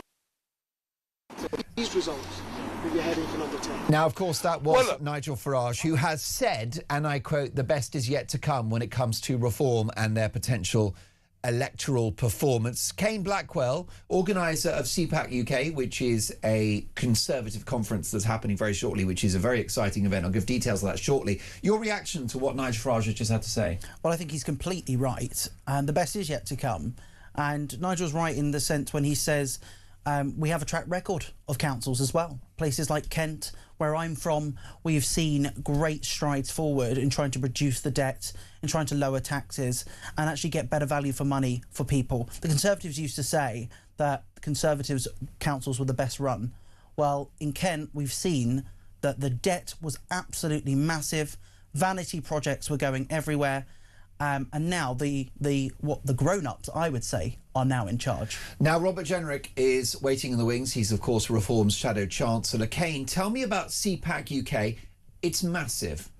It is. It's a huge event. CPAC GB is going to be huge. Because it's one of the biggest political events in America. It is. And across the entire world, actually. You've got CPACs in Japan, in Hungary, in South Korea, lots of different CPACs. And now we're going to have the first one in the UK, bringing together people from across the right of politics, from the Conservative right of politics, to people who are free speech advocates like Lucy Connolly, who is speaking, Lord Toby Young, who is speaking as well. We're having people from the US administration like Rick Grenell, who is the President's Special Envoy. We are having people from across the world, from across the political spectrum, and it is going to be a huge event that is going to actually bring the right together, debate the ideas that are facing our country today and the Western world, and actually get together and sort out how we take back control. CPAC Great Britain. How do people find out more about it? Well, they can go to our website, which is www.cpac.com/Great Britain /home. So if they type in CPAC GB into Google, they'll find it as well. They can buy tickets. Tickets are £100, which for a 2.5-day conference isn't bad, with some of the best speakers in the Conservative space. There you go, CPAC Great Britain. Check it out, and please come back and see us again soon. Thank you, Mark. More power to you for this important event that's coming shortly. Folks, lots more to come, including the Shadow Chancellor, Robert Jenrick. This is Talk Breakfast.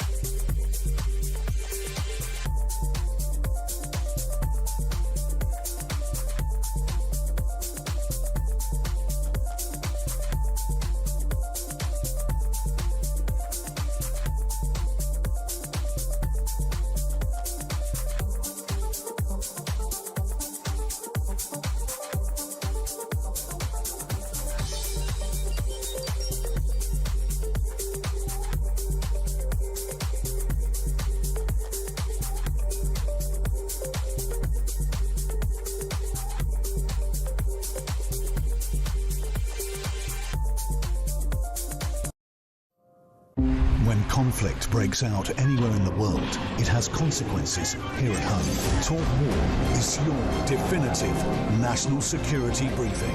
From the conflict in Ukraine to the tensions in Gaza and the latest escalation with Iran, this is where you'll find comprehensive comment and expert analysis with multiple updates throughout the day. The Talk War podcast from Talk, available on the Talk app or wherever you get your podcasts.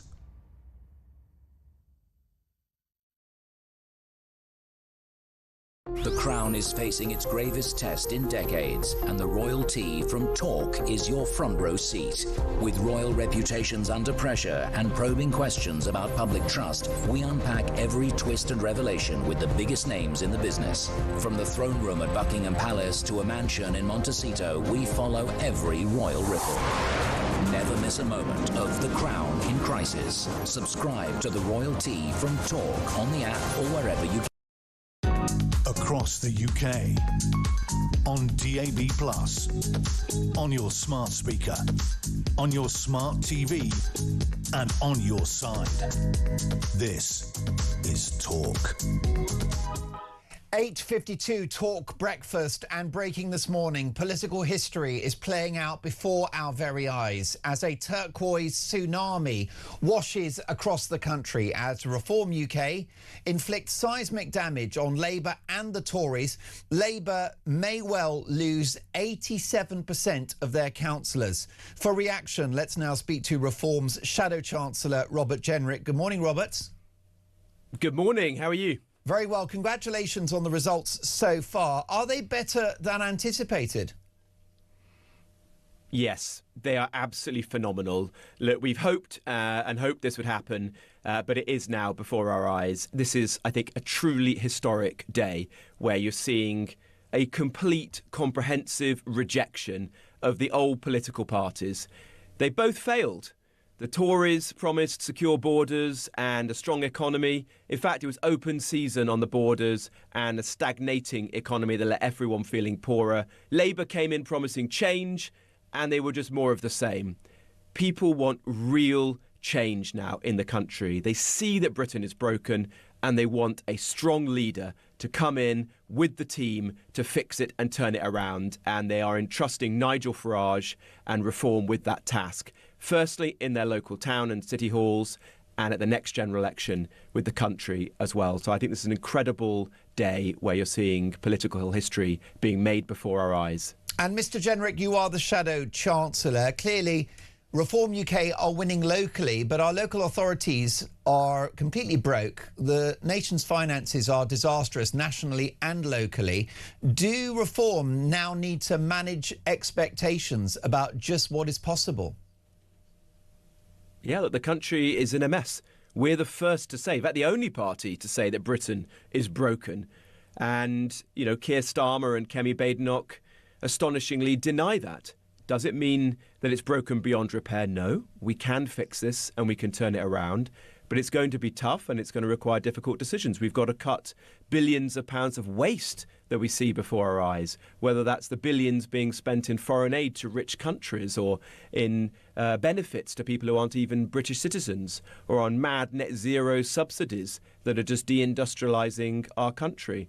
And it will mean getting people who are shirking off benefits and back into work so that we have fairness for the millions of people, what we call Alarm Clock Britain, who are getting up, listening to your show this morning and going out to do a hard day's living to put food on the table for their family. We are their champion, and we will cut out the waste so that we can bring down their bills, bring down their taxes, and ensure that the public finances and the economy can be put back on a firm footing for the future. Scrapping net zero, shrinking the welfare state, making it pay to work. These are all welcome policies that I think will be embraced by the majority of my viewers and listeners. Those are the levers that you'll be pulling if you become Chancellor. Will it be more difficult at a local level? Do you think you need to prepare my viewers and listeners for the fact that even if reforms sweep the board locally today, that taxes may still go up? Well, you can look at the record of reform councils now in their first year in office, and clearly millions of people across the country have done that and said we want a piece of that because these councils are being well run, waste is being rooted out, and yes, council tax is going up, but it's going up less than if they were being run by the Tories or Labour, in some cases very significantly. And so the good people that were getting into these councils, many of whom have never been involved in politics before, just common sense people from their local area, are making real change come about. But will it be tough? Yes, because some of these councils have been incredibly badly run. They've been appallingly mismanaged. Some are actually on the verge of bankruptcy. And so it will be hard yards for reform in the years ahead. But you can see already in the councils that we do run that we're taking action, often on the simple things that people care about, like filling in the potholes in the roads in places like Nottinghamshire, where I represent. Those are things that matter. Reform councils will be focused on those, and we will demonstrate to the public that reform brings common sense, good value for money and better public services, and that will be a springboard to persuading people that we can run the country as well. Now, financially, the country is already horribly in the red, Robert, as you well know. I fear on your behalf it will be in a worse state should you enter number 11. Are you prepared for that you're going to inherit an almighty mess, arguably a poisoned chalice? Look, I think the country overall is in the worst state that it's been in my lifetime, probably worse than at any time since the 1970s.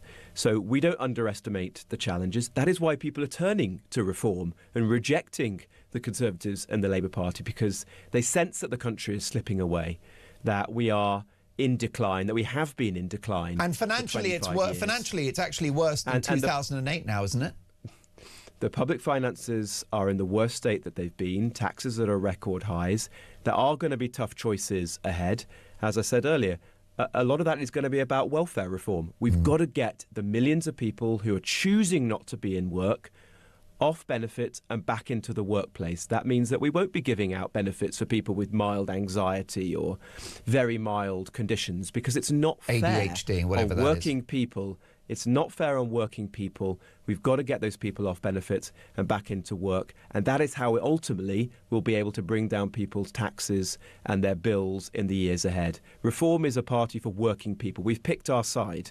We're on the side of working people, and we're going to do everything we can to lighten the load on those people. If you become Chancellor, Robert Jenrick, you will inherit a broken economy. That's very clear. In a worse state than it currently is, I suspect. Therefore, is it going to be difficult to satisfy the needs of those disgruntled Labour voters that back reform, given that many are in work but still reliant on the state to keep the bills paid? Look, the people who are coming to reform are working people who are working damn hard but not getting enough at the end of the day. You know, they're working all week and then find at the weekend that they still don't have enough to go out for a meal or to take their kids out somewhere nice, even to go to the pub and enjoy a drink with their friends. That's not good enough. You know, that is not the country that we want to live in. Reform wants to build a country where people can feel better off at long last. Well, you're right about that, but mean... those people don't want Thatcherism, do they? Even though it might be the right prescription for the country. No, we're not a party of reheated Thatcherism. You know, we're going to tread our own path, which will mean doing some things differently. You know, we said, for example, that we want to ensure that we retain our strategic industries like steel and car manufacturing, glass and ceramics. I don't want to lose millions of good jobs, mainly in the towns and the cities of the Midlands and the North. That will mean, for example, a very different energy policy to the one we've had in recent times, an end to net zero madness and go for cheap and reliable energy so we can be competitive again as a country. We have the policy agenda. We are rearing to go, and we believe that if we apply this, as no government has done in the past, we'll be able to turn things around and we'll be able to bring back good jobs and make people better off again in this country. Now, clearly, Robert, it's your view that the country lives beyond its means. Only a fool would disagree, or perhaps the Prime Minister. That means we would need a return to austerity, doesn't it? Are you comfortable with using that word as a prospective Chancellor? No, because that's not what we're talking about here. We're talking about rooting out tens of billions of pounds of waste. And it's there for us all to see. Every government says that, don't they, though? They always talk about waste. Yeah, but they don't have the backbone to tackle it. The things that Reform have already said that we would do amount to almost £50 billion of wasteful spending being cut. And in areas that the last Conservative government wasn't prepared to do. In fact, they doubled down on some of them. And this Labour government certainly isn't. Welfare reform, cutting aid to rich countries, not giving benefits to people who aren't even British citizens, getting rid of the net zero subsidies. These are things which only Reform has the conviction to actually get on and do. If we do those things, then we will save many billions of pounds, and we will then be able to ensure that we're investing in the public services that people rightly demand, like the NHS and education, and protecting the triple lock for pensioners. And we'll be able to, in time, bring down people's taxes. Robert Jenrick, a delight to have you on the programme. Congratulations on an excellent set of results so far. My thanks to Robert Jenrick, who is a Reform UK's Treasury spokesperson, Shadow Chancellor, if you like. Let's head over now to Sir James Cleverly, Shadow Secretary of State for Housing, Communities and Local Government. Good morning, Sir James. Good morning, good morning. Thank you so much for your valuable time. What are your thoughts so far about how the election results are panning out? It's still early days, but what's the mood music from your point of view? Look, it's a mixed picture. There have been some disappointing results from a Conservative point of view. We have lost hard-working local councillors through no fault of their own, and that's obviously a massive disappointment. But we have held on to a number of councils that the pundits predicted that we would lose. I've just heard we've held on to Bexley Council, we've held on to Fareham Council in Suella Bradman's backyard, Harlow in Essex, Broxbourne. We've made gains here in Westminster and in Wandsworth. So it is a mixed picture, but the thing that comes over time and time again whilst I was campaigning is the fact that the British people really like Kemi. They like what she's saying, and they believe that she is a person of genuine integrity, and that is going to be a really important stepping stone for us to regain control of those councils and get back into government at the next general election. Well, the point, Sir James, is that Kemi is fantastic. You're fantastic. There are other brilliant figures within the Conservative Party. The problem you have is some of those folks sat behind you, the dusty One Nation Tories, these centrist dads who signed up for the unrealistic and economically crazy net zero target, the cult of welfarism, high immigration, and the COVID overreaction. That's the problem. It's not you or Kemi, it's those Tories sat behind you. So you talk about Rob Jenrick, because he was supporting of all those things. I mean, he was the immigration minister when immigration peaked. He was the immigration minister that opened the asylum centre in my constituency. He resigned in disgust. He voted Remain. No, he resigned because I got the job that he wanted. Let's be honest about it. The fact is that Kemi is setting about putting the Conservatives back on the path to government. She set out a credible plan to cut tax. Rob Jenrick, Reform, Nigel Farage are all over the place with regard to welfare spending. They want to cut it, they don't want to cut it, they do want to cut it, they don't know where they stand on this. They've been nowhere when it comes to the protection of our veterans from vexatious legal actions. They've been nowhere with regard to holding the Prime Minister to account for his appointment of Mandelson. They've been nowhere on preventing the government from giving away the Chagos Islands and the billions of pounds that would have gone with it. They've been talking the talk but not walking the walk, and that is the difference between them and the Conservative Party. That is why Kemi is popular, and that is going to be, as I say, the stepping stone to our future electoral success, both at local government level and at national government level. And Sir James, many of my viewers and listeners admire Kemi Badenoch, but they can't forgive a party that shifted leftwards in government. Do you acknowledge that problem, and what's to say that wouldn't happen again? Well, look, there are a couple of things that I have come back to me over and over again. The tax burden was far too high, and we recognise that. COVID had a significant part to play because we had to spend a huge amount of money for COVID. I mean, you say it was an overreaction. It's easy to say that in hindsight, but at the time we didn't really know what we were dealing with. But we've got a plan, a credible, deliverable plan to cut taxes. She has made it clear that we're going to leave the ECHR so we can take proper control of our borders, so that we can once again get control of our laws from quangos. So she's setting out a credible plan, and the Conservative Party is following her on that plan. There are no dissenting voices in the Conservative Party because we recognise we got things wrong, and we recognise that. We will own that. And we are setting about repairing what went wrong. Kemi's at the forefront of that process, which is why I am absolutely confident that as difficult as tonight or last night was, we are very much on the road to recovery. Now, Sir James, in my view, the Conservatives have done far more good in office than negative, and they're the most successful political movement, I believe, in the history of Western democracy. How can you win back support from those disgruntled Conservatives who are flocking to Nigel Farage? How's it going to be done? Well, look, Nigel is a fantastic political communicator. Fantastic political communicator. But he is making promises that he knows cannot be delivered. Let's just take Havering, for example. He's done a press conference over in Havering.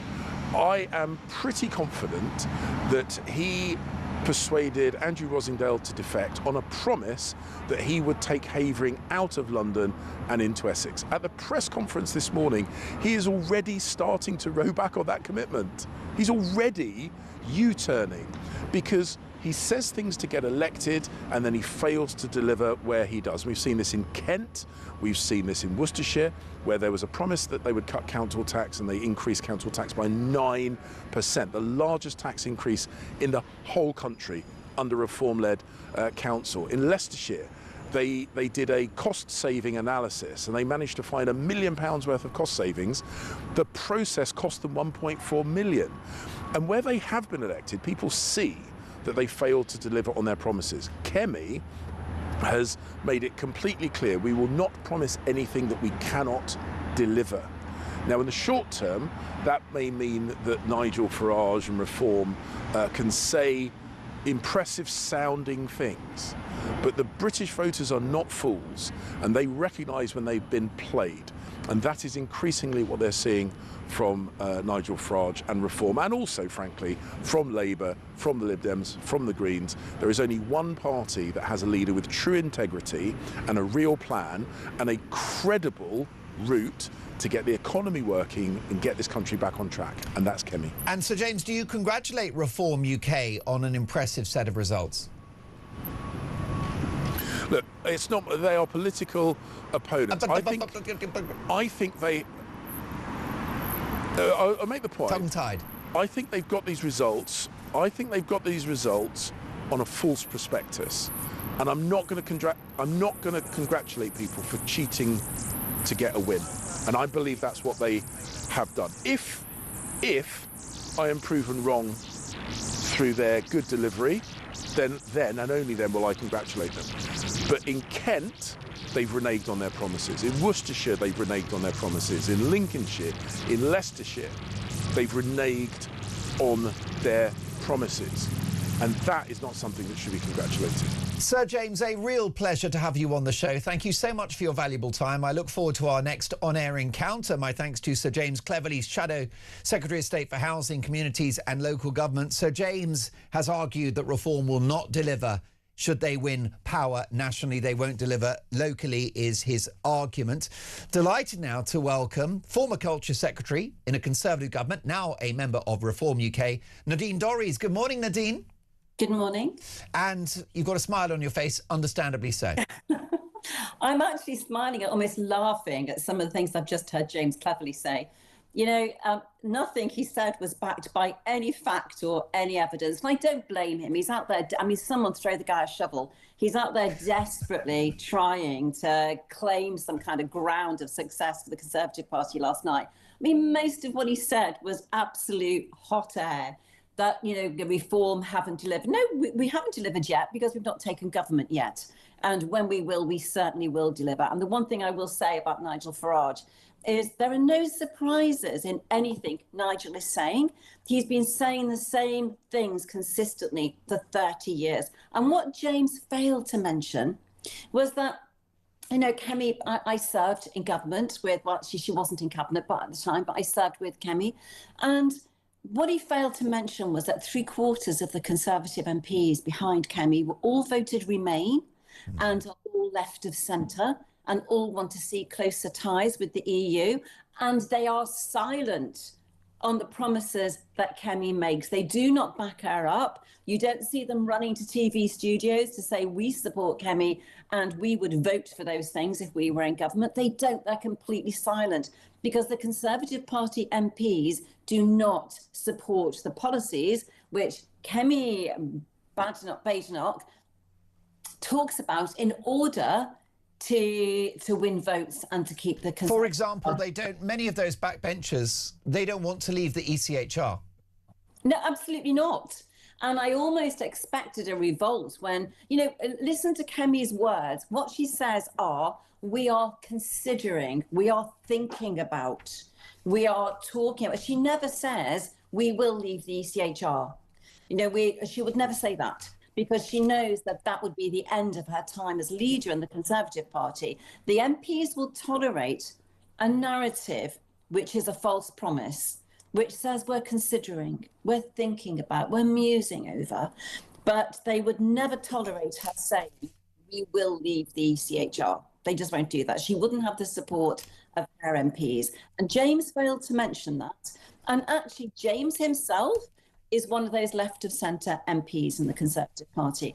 And the one thing I just say, again, if you don't mind, is that nothing James said was evidence-backed. I'll give you some evidence, and the evidence is in the numbers that people voted in last night to support Reform. They know the reason why people like me, lifelong Conservatives left the Conservative Party to join Reform was because we were disgusted with the lack of delivery from the Conservative Party. We were appalled at the fact that the party had been taken over by MPs who'd been elected under a Conservative banner, who support policies which are simply not Conservative in principle in any way whatsoever. The Conservative Party is dead, it's lost, it's gone. The only party which actually supports right of centre views which are in tune with the vast majority of the British public is the Reform Party. That's why I'm there. That's why I've got a smile on my face this morning. That's why I'm delighted to see that the British people have decided to reject the two-party system and to support a leader who has consistently said the same things for 30 years and a leader who they know will deliver on his promises.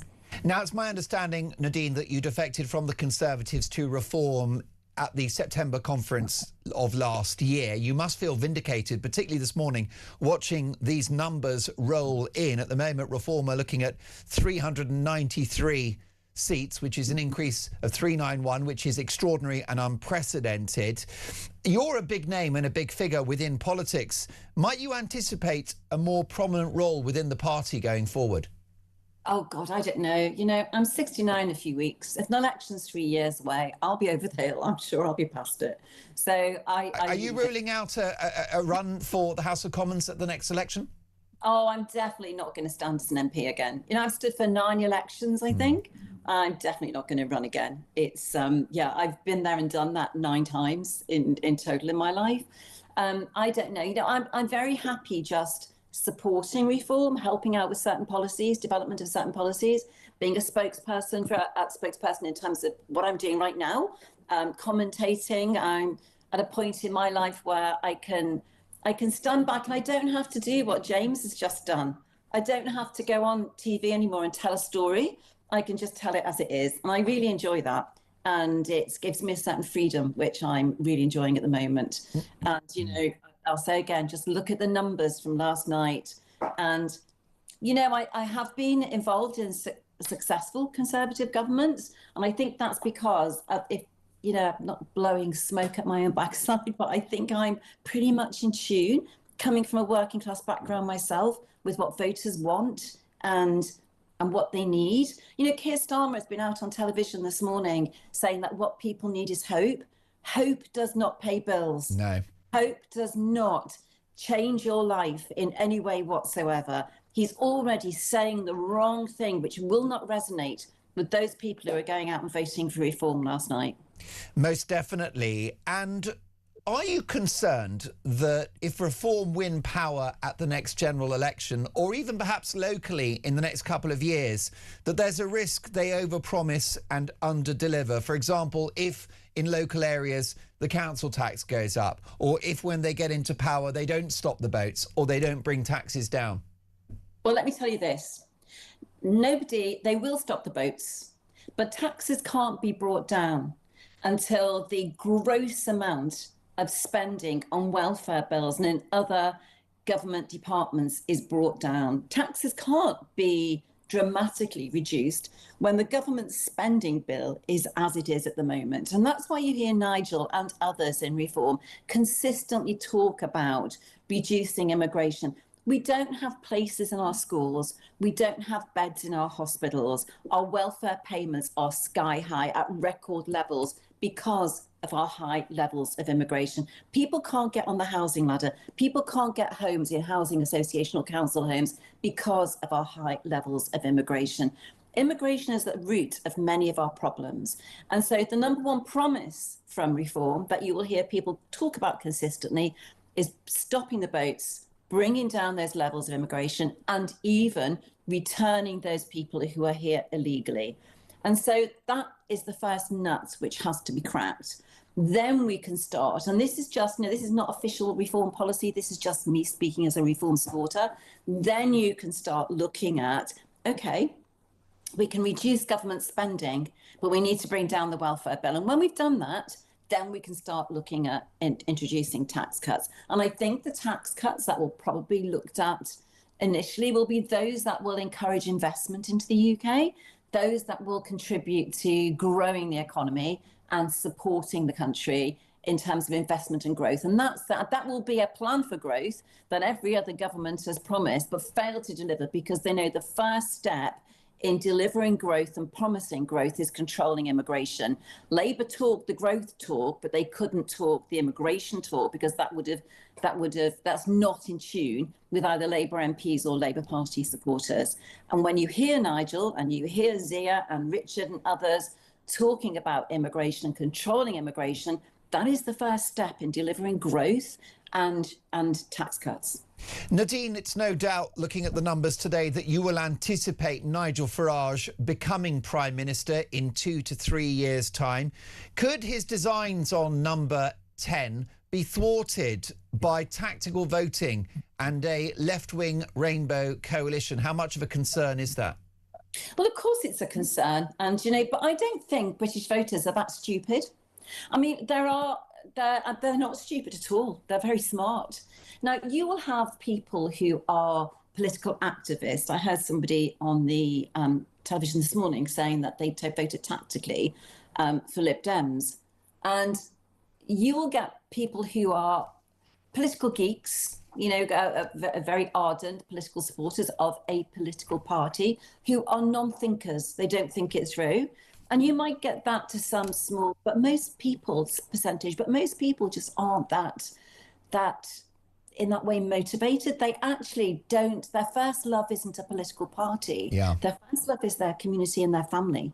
And what they want to see is improvement in their communities, and they want to see a better life for their family. And therefore, I think what you're seeing last night is the number of people who understand the message to get this Labour government out and to get Starmer out. The only way to do it is to vote for Nigel Farage and to vote for reform. And people have heard that and they understand that. And I'm very sure, very hopeful that there are more people who want that as an outcome from a general election than want to do what's best for any political ideology or party. And I don't think when it comes to it, they'll go into the voting booth and say, I love the Liberal Democrats, therefore I'm going to vote for them just to keep the Liberal Democrats in power. I think they'll go into the voting booth thinking, and therefore I'm going to vote for someone else to keep reform out. I think they'll go into the voting booth thinking, I don't want hope. I want to pay the bills. I want my energy bills to come down. I want, jobs for my kids and my family. And I want a better community to live in. I want safer streets. I want places in schools. I want a better NHS. That's what people will think. And in order to deliver that, if that's what people want, if that is their hope for the future, there is only one way they can get that, and that is to vote reform. Nadine Dorries, thank you so much for joining us on Talk Breakfast. Brilliant to have that conversation. Nadine Dorries there, former Culture Secretary, now a supporter of Reform UK. Sir Keir Starmer has broken his silence following these devastating local election results, which may be worse for Labour than even anticipated. We're looking at potentially a loss of 87% of their councillors. You heard me right. Do not adjust your TV. Don't adjust your radio. The Prime Minister has said the results overnight hurt and are very tough. Tough days like this don't weaken my resolve, he says, to deliver the change that he promised. So, is Starmer here to stay? Can he turf it out? Should he stay or should he go? 9:22. This is Talk Breakfast.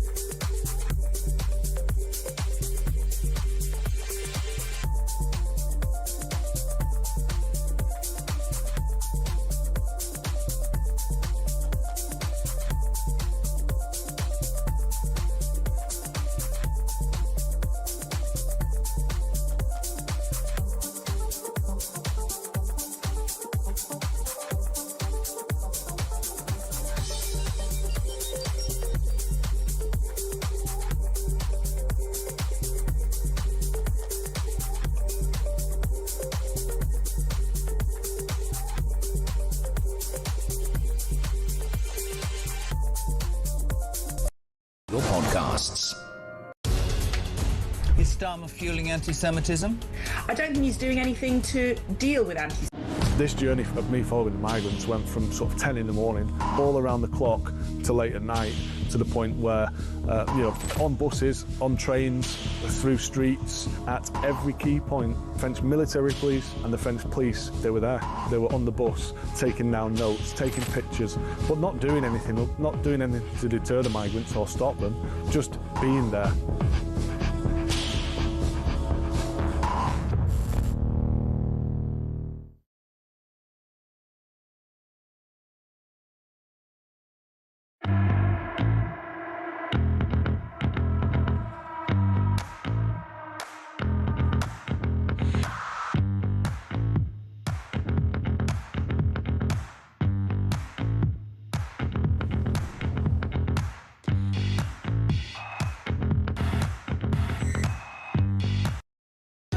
Across the UK, on DAB+, on your smart speaker, on your smart TV, and on your side. This is Talk. Coming up, Talk's international editor Isabel Oakeshott. First of all, a voice note from Penny on these seismic results, which have seen a turquoise tsunami wash across the country. Reform on the march. Here's Penny. Morning, guys. It's good to hear Reform are doing well. However, if they do get in at a general election level, you have to remember what Theresa May said the other week, that it's not their policies that they're not trying to put through. It's the public services who are turning around and going, no, I'm not writing that law. So whoever it is that does get in at the next general election needs to have a long, hard look at that Tony Blair policy that he put in, saying that whoever it is in the offices can do whatever the heck they want and not listen to the elected officials, because that's where everything seems to be stumbling. Everything. For everyone. Penny, you're absolutely right about that. Even the Conservatives could offer a defence that it was the left-wing progressive woke blob that thwarted their agenda. Penny, a very considered voice note. You sound busy, you're in the car. This is Alarm Clock Britain, this is Talk Breakfast. Isabel Oakeshott in just a moment, but first, the founder of Delta Poll, Joe Twyman. Hello, Joe. Hello, Mark. Are these results better than Reform might have anticipated? It's difficult to say. I imagine that they had very high expectations, and so far those appear to have been met, even if they haven't actually picked up that many individual councils. It's worth saying, though, that it is early days, gone are the good old days when we used to count all these things overnight, and so really the true picture will only emerge over the next few days. But certainly picking up areas like Havering were top of their list of hopes. Newcastle-under-Lyme in the north of England, similarly, they've won the council there. And so that's definitely in line with their expectations. And crucially, it shows that a strong performance in the polls, at least so far, appears to be replicated in the ballot box. Armageddon for Labour, we know that, Joe. How are things looking for the Conservatives at this early stage? Well, I would say that for the Conservatives, yes, it's a bad picture and they are likely to lose many, many seats. But at the same time, they can point to things, as of course is often the way with local elections, they can point to things like winning Westminster, winning in Harlow, that perhaps were not as straightforward and expected as they might have been in other times. And so, yes, it's bad news for them. But with Labour, although they are obviously doing extremely badly, the early indications are that perhaps they're not quite doing as badly as was expected. And so what that means for the future of, for instance, Keir Starmer's leadership or the direction of the party is an interesting question as well. Most definitely. Would you say the Lib Dems are likely to tread water this time round? It looks like the Lib Dems are probably going to make net gains, and that will be the 8th set of local elections in a row that the Lib Dems have made net gains, and that is unprecedented in itself in British politics. But what they don't seem to be making is the kind of headline breakthroughs and the big increases that certainly Reform have made so far. Although it's worth pointing out that many of the areas that have declared so far tend to be more sort of demographically Reform leaning.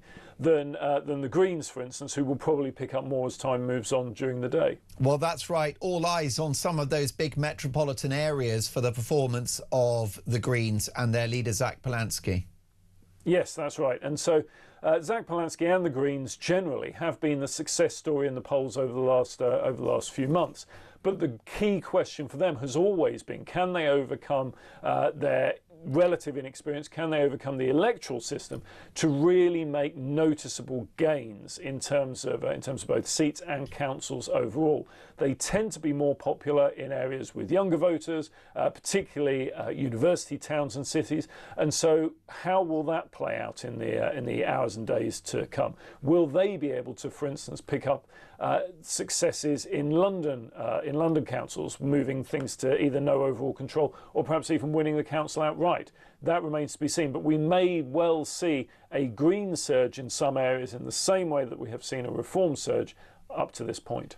Joe, I know you're up against it. We'll let you go in just a second, and you're going to hate this question. I want to apologise now for asking you and for triggering you, but if there were a general election in 7 days' time, do Reform have enough to form an overall majority in the House of Commons? I think it's unlikely. They seem to be picking up votes in areas that voted Leave during the Brexit referendum, but they don't seem to be making anything like those kind of gains in the areas that voted Remain or lean towards Remain. And so there's no doubt that it's a strong performance, but is it big enough to win the kind of numbers that they would need for a majority? That remains very uncertain. But a week is a long time in politics. There are 170 weeks or so until the general election has to be held, and so it's perfectly possible that things could change. They could change for better for Reform, or they could change for worse. If the last 10 years of British politics have taught us anything, it's that nothing can be guaranteed.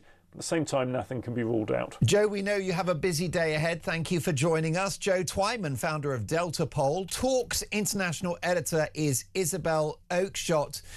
And Isabel, has Joe deflated you slightly there with the suggestion that perhaps Reform won't have the numbers to form a majority at the next election?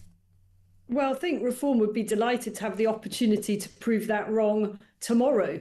If a general election were called. Unfortunately, it's vanishingly unlikely that there will be a general election called anytime soon. You know, it's something that I think people up and down the country debate endlessly. When are we going to have a chance to actually get rid of this horrendous government? And there are very limited circumstances in which that might happen sooner rather than later.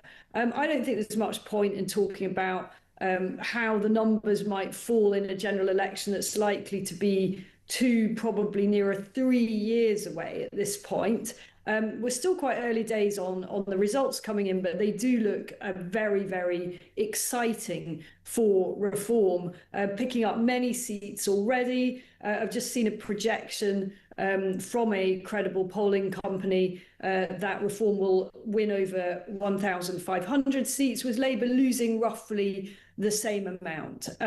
Massive amount of work has gone into this on the Reform side for the last few months. It's quite a contracted period in which what is still a very new party by all comparisons is having to play a very, very strong and organised ground game. You know, thousands of candidates, you know, huge scale of trying to filter those through, trying to weed out any bad uns, and there's always going to be bad uns for any party when you've got such a large number of people standing. And I think it's very, very exciting. And I know it's hard for people to get excited about local government elections. I mean, I'm a political commentator, and even I struggle with, you know, sort of really getting worked up about the detail. But this is about a direction of travel. And if Reform can put on so many extra councillors and take control of more councils, then that really sets the framework for the party to win in the future. Many of these councils, as you know, Isabel, are flat broke because of socialist policies. So do Reform UK need to manage expectations about what can be achieved in many of these areas? Out with their control, taxes will go up. So I think that's a really good question. I think that's something where probably the party leadership would accept that the messaging on this could have been better. I think that there was an impression created, and it wasn't actually by the party leadership. When you look at what they said, they never said we will reduce taxes in reform councils. What they said is that they would stop the rise being quite so meteoric, the wrong word to use, but stop such a sharp rise. But that's quite a nuanced thing, you know, to explain to people, you know, your taxes won't go up quite as much under us. And I think that perhaps there was an expectation created that reform would actually dramatically reduce taxes. And that is so difficult. You know, just to give you an example, the scale of children being defined as disabled, which is around 1 million across the country, just astonishing. It's an insult. It's an insult to disabled people.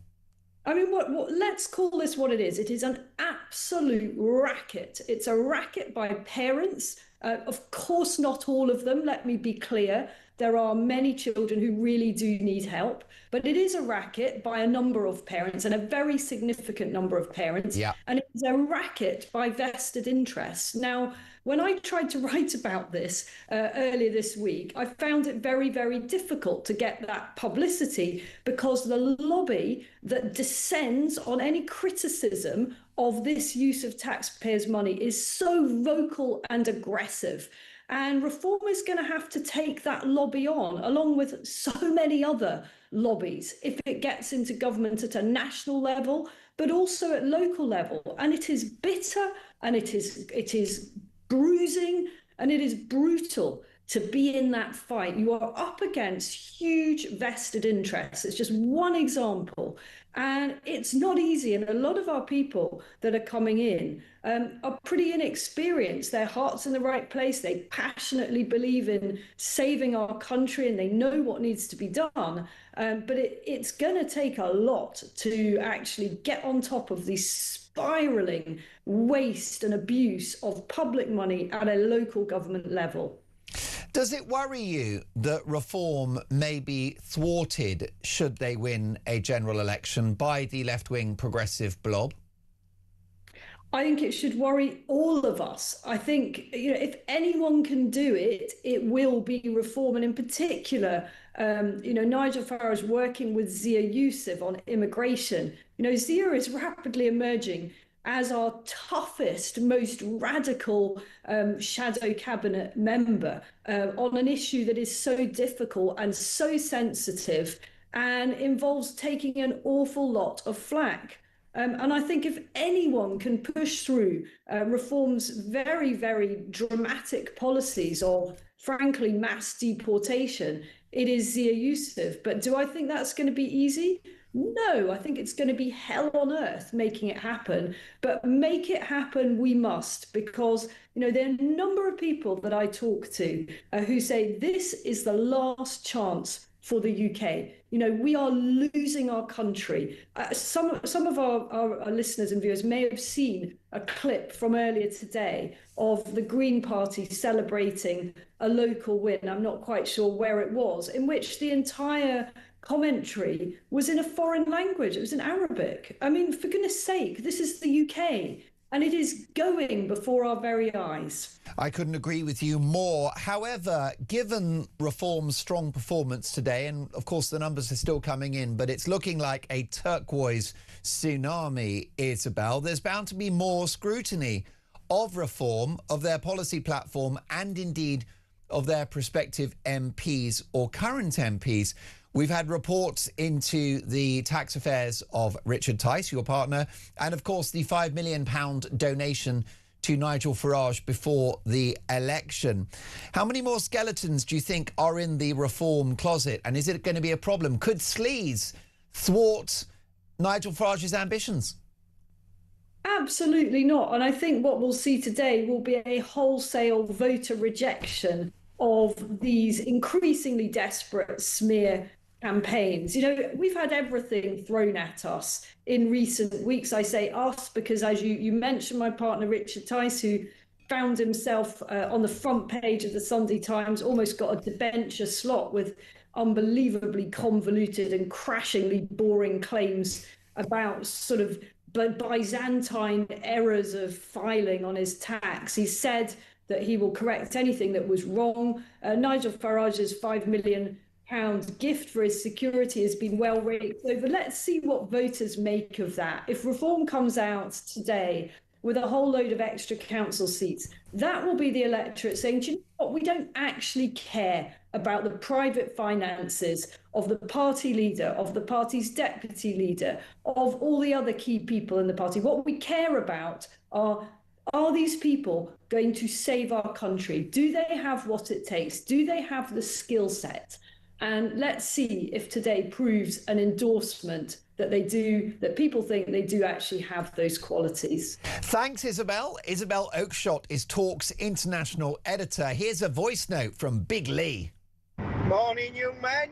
Lee in his van from Scarborough, feeling very chipper this morning.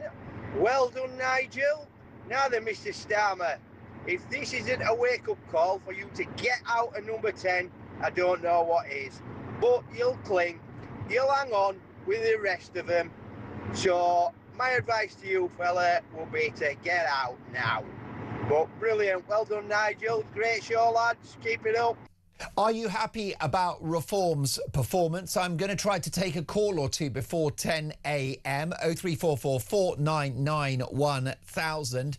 And can this be replicated at a general election? And Starmer, should he stay or should he go? One of the biggest names in journalism joins me next.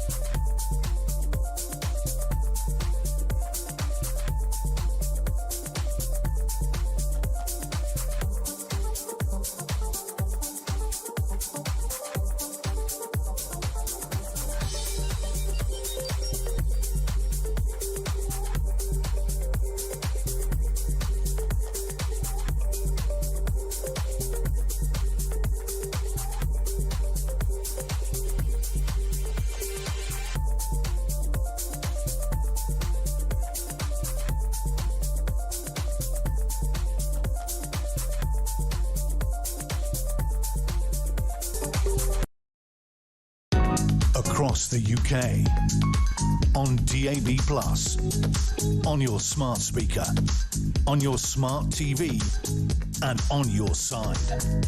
This is Talk. Simon in Skelmersdale, beautiful part of the world, Skelmersdale. Simon says, hi Mark, I can't believe there are still people voting for the Tories after their 14 years of betrayal. Brian says, my God, James Cleverly, your guest, is in total denial of what's happening across the country. He continues to spout the BS that got the Tories booted out of government 20 months ago. Here's a voice note from Wayne. Morning, Mark. It's Wayne from Erdington in Birmingham. Go Reform. It's the first time since Starmer's been destroying this country I've had a smile on my face. Let's get this treacherous, traitorous little man out the country. He's drove us off the edge of a cliff. Weedy little man. Oh, keep up the good work, Mark. I'm a happy man today. Thank you, Wayne. This from, let's have a look. It is John in Poole. On the election results, Mark, I wonder who Starmer will throw under the bus this time. Maybe Donald Trump. Great show as always. Thank you for that. Look, it's very clear, isn't it, that the Prime Minister has a mandate to run the country. He, of course, had the landslide victory in 2024. He will argue that he's inherited an enormous mess from the Conservatives, broken public services, a broken economy, a broken society. He will argue that him and his government are working very hard to improve the lives of ordinary working people and to tackle the cost of living crisis. He will also argue that he avoided participation in the Iraq war, which he considers to have been a hot mess. And let's not forget, a good number of people did vote Labour. He's broken his silence. He said the results overnight hurt and are very tough. Tough days like this don't weaken my resolve to deliver the change that I promised. They strengthen my resolve to do so. Tarquin is in the capital. Hello, Tarquin. Mark, how are you doing, sir? Very well, thank you. We've been so busy, barely time for calls this morning. Very glad to get you on. Your reaction to what's happening? Yeah, so Mark, I don't know whether or not you've had it in the time that since your show began when the results were coming in. I just wanted to throw this into the mix, if I may. I think it might be a little bit, I don't know what your take is on this, Mark, a little bit early for Nigel, sadly, for Nigel to be measuring up the curtains at number 10 just yet, because, and this is my kind of argument, my hypothesis, is the Rupert Lowe factor, the whole Restore Britain thing, of which there's, what is that, about 125,000 signed up members. Whether or not they stayed home yesterday or not, I don't know. Yeah. But I just think that the danger would be, if you pan it out, you look between now and 2029, 3 years in which things can happen. Let's say, for example, and God forbid this happens, but I fear it may, is that the right wing vote, you know, the Conservative with a small c patriot vote, gets split down the middle between Nigel and Rupert Lowe and maybe others, and lets the bloody left back in. What would you say, Tarquin? What would you say to Rupert Lowe supporters? What would you say to them in the event of a general election? Well, if the scenario is if Rupert manages to get his grassroots system into place, like Nigel and Richard Tice have in the next 3 years, then there's literally a choice for somebody to make. Do they want mass remigration, or do they want sort of, you know, the Nigel Farage slightly softened version, but still better than what we've got, which is complete Fabian nihilism? Nothing, you know, we just got destruction. I mean, England and Britain won't even exist by 2030. We know this. I agree with that. So we're at 5 minutes to midnight. We're in the danger zone, people. It's really serious times. If we don't manage this correctly, I mean, we can be all happy and vainglorious today, but next week, when whether or not Starmer goes or not, it's kind of irrelevant, isn't it? Because whether or not Rayner comes back or the, you know, the King of the North burner, it doesn't really matter, because they're all Fabian lunatics. They're going to destroy us. So it doesn't matter who's at the head of that globalist thing. So what do? Do we try and create some sort of concord between advanced UK, all of them? We'll list them all. We know who they are, because we need to somehow do this for our children and our grandchildren, if we are even to have anything other than an Islamic State in 50 years, because that's the way it's going. I mean, rightly or wrongly, it's not going to be the demographic changes. Yeah. Well, So Tarquin, then briefly, just yes or no, is Farage the compromise that those on the right must accept? I wouldn't even say Nigel's is corrupt for right, because I think it's wonderful that he came back. I think he's very much came out of the legacy of the Brexit Party. But yes, of course, it's got to be better than crazy Fabian Starmer. God, yes. Tarquin, call me again soon. Enjoyed your company this morning. Brilliant call. Lots of people like Rupert Lowe, but do the right wind up dividing themselves. Lots of admirers for Ben Habib out there as well. Let's speak to one of the most respected journalists in the country, the senior political commentator at The Telegraph, Annabel Denham. Hello, Annabel. Good morning, Mark. Thank you for the introduction. Well, it's great to have you on the show. The question on the tip of many people's lips will be, can this success that Reform is seeing locally be replicated in the event of a general election?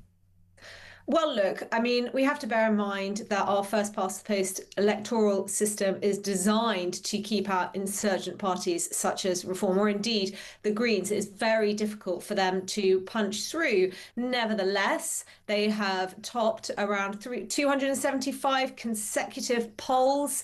You know, they were at over 30%. Now they've slightly dipped beneath that. But I suspect that these election results today will give them the renewed momentum freedom that they have been clamouring for just in recent months. So, 3 years is a long time away, Mark, so let's see. But certainly it has been a very good night for reform, a very good night for Nigel Farage, and a disastrous one for the Labour Party, who have really seen Farage eating their breakfast, lunch and dinner. Most definitely, well put. Well, we now have a post on X from the Prime Minister, and it reads as follows. These are tough results for Labour. There's no sugarcoating it. We've lost brilliant Labour representatives who have stood up for their communities. People are still frustrated. Their lives are not changing fast enough. We haven't offered enough hope or optimism for the future. I was elected to change this country. Tough days like this don't weaken my determination to do that. They strengthen it. This sounds, Annabelle, like a Prime Minister that isn't going anywhere. No, I think Starmer's made very clear in recent weeks and months that it's his intention to cling on, even if it's by his fingernails. He will lean into the idea that he feels a duty to this country. He will lean heavily on the fact that he was given that very strong mandate back in July 2024. He won 411 seats in that general election. He's one of few Labour leaders to actually win a general election over the last century. And there are still some Labour MPs, backbench Labour MPs, particularly those of the 2024 intake, who remain loyal to him for that. They believe that without Keir Starmer at the helm, they wouldn't have been successful in 2024. Nevertheless, there's been serious souring of relations between Keir Starmer and the Parliamentary Labour Party over the last couple of years, really, ever since he entered number 10. And he doesn't have that many people who are willing to go out and bat for him. How many cabinet ministers will we be seeing on the broadcast rounds today going out and making those arguments that we're now familiar with, that they've only been in power for 2 years, they've got to unpick all of the problems that the Tories left behind after 14 years of chaos and mismanagement, and they'll lean as well into the Iran war, into the Ukraine war, these black swan events that are simply out of their control, and of course the bogeyman with which we're all familiar, Brexit, and Keir Starmer pinning his hopes on the idea that some sort of reset with the European Union, dragging us back into its gravitational orbit, will lead to an improvement in his own personal electoral fortune. So let's see. But despite the remarks from Lucy Powell, the Deputy Labour leader, last night, before warning us that it was going to be a bruising day for Labour, despite the fact that some wings of the Parliamentary Labour Party are feeling pretty mutinous, at the moment it does look like the Prime Minister is going to cling on and will do so for as long as he possibly can. Annabelle, I think you'll agree that Kemi Badenoch's performance as leader of the opposition has improved, notwithstanding the expected disappointing results at the local elections, which are coming through as we speak. That said, you've got a resurgent Reform UK. What's going to happen to the political right in the weeks and months ahead? Well, there's been some seeming inconsistency in some of the noises that we've heard from both camps over the last few days. There's been that intimation that Tory councillors would be willing to work with a minority reform local authority if that's what was required. But Kemi Badenoch then categorically ruled that out. Nigel Farage, about a week ago, said it's too early to be having conversations about pacts and agreements and coalitions, but again, didn't seem to unequivocally rule out the potential, the possibility that the two parties at some point could come together, could work together. But again, we then saw a toughening of rhetoric just on the eve of the local of these elections from Reform. They were insistent, the spokespeople that I spoke to there, that the Tories would toast, that today would be the evidence of that, and there's no need for them to even consider countenance some sort of working arrangement. So it really is just too early to say. We don't know how many seats Reform and indeed the Tories will win at a general election 3 years from now. So we just don't know whether they will eventually feel as though it is in their own best interest, but also the national interest, to come together in order to stop some ghastly rainbow coalition of Lab, Lib, Green, SNP, Plaid, possibly some independents thrown in for good measure. So let's see. But I think, after today, the feeling in the Reform camp will very much be that they don't need to work with the Conservative Party because they are the dominant force on the right of British politics and they will win the next general election. We have a post on X from Diane Abbott, of course, Labour MP, ex-Labour MP. Has she lost the whip? I think she got it back. So let's have a listen to what she's had to say. She said, there's no denying that these election results are going to be very bad for Labour. Yes, Keir Starmer is very unpopular, but it's the policies that drive that unpopularity. Simply changing the leader without changing the policies will not avert disaster in 2029. I'm really worried about this, Annabelle, because I think that if Starmer is replaced, then the new Prime Minister will be more left-wing. It'll be either Ed Miliband, who doubles down on net zero, or Angela Rayner, who will be backed by the unions, who will expect their pound of flesh should she enter number 10.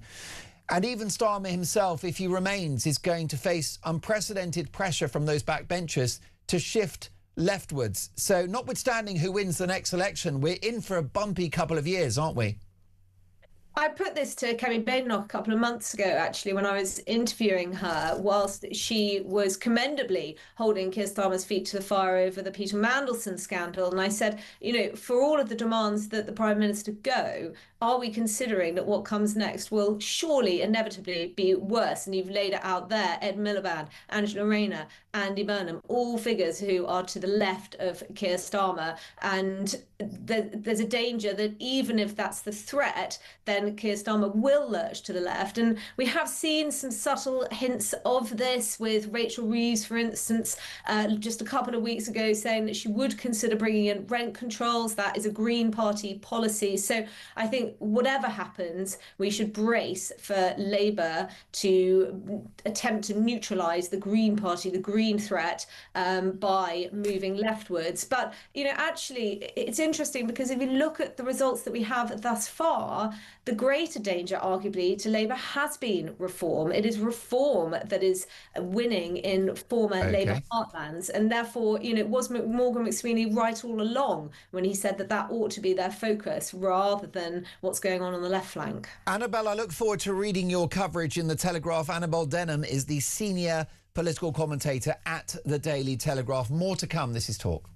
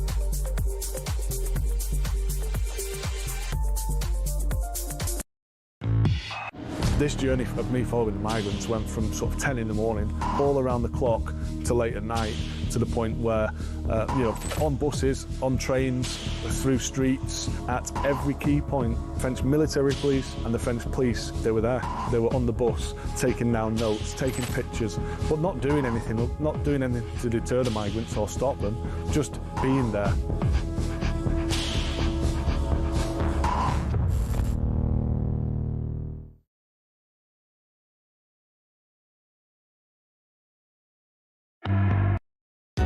across the UK. On DAB+, on your smart speaker, on your smart TV, and on your side. This is Talk. Folks, thank you so much for your interaction today. It's been a very busy show, an election special, and the headlines are very clear. A turquoise tsunami washes across the country. I'll bring more reaction on Talk Breakfast tomorrow and Sunday with the biggest names in broadcasting and journalism. Speaking of which, live in the studio in 2 minutes' time, the one and only Alex Phillips. How, Alex? Hello. A lot of my viewers and listeners are very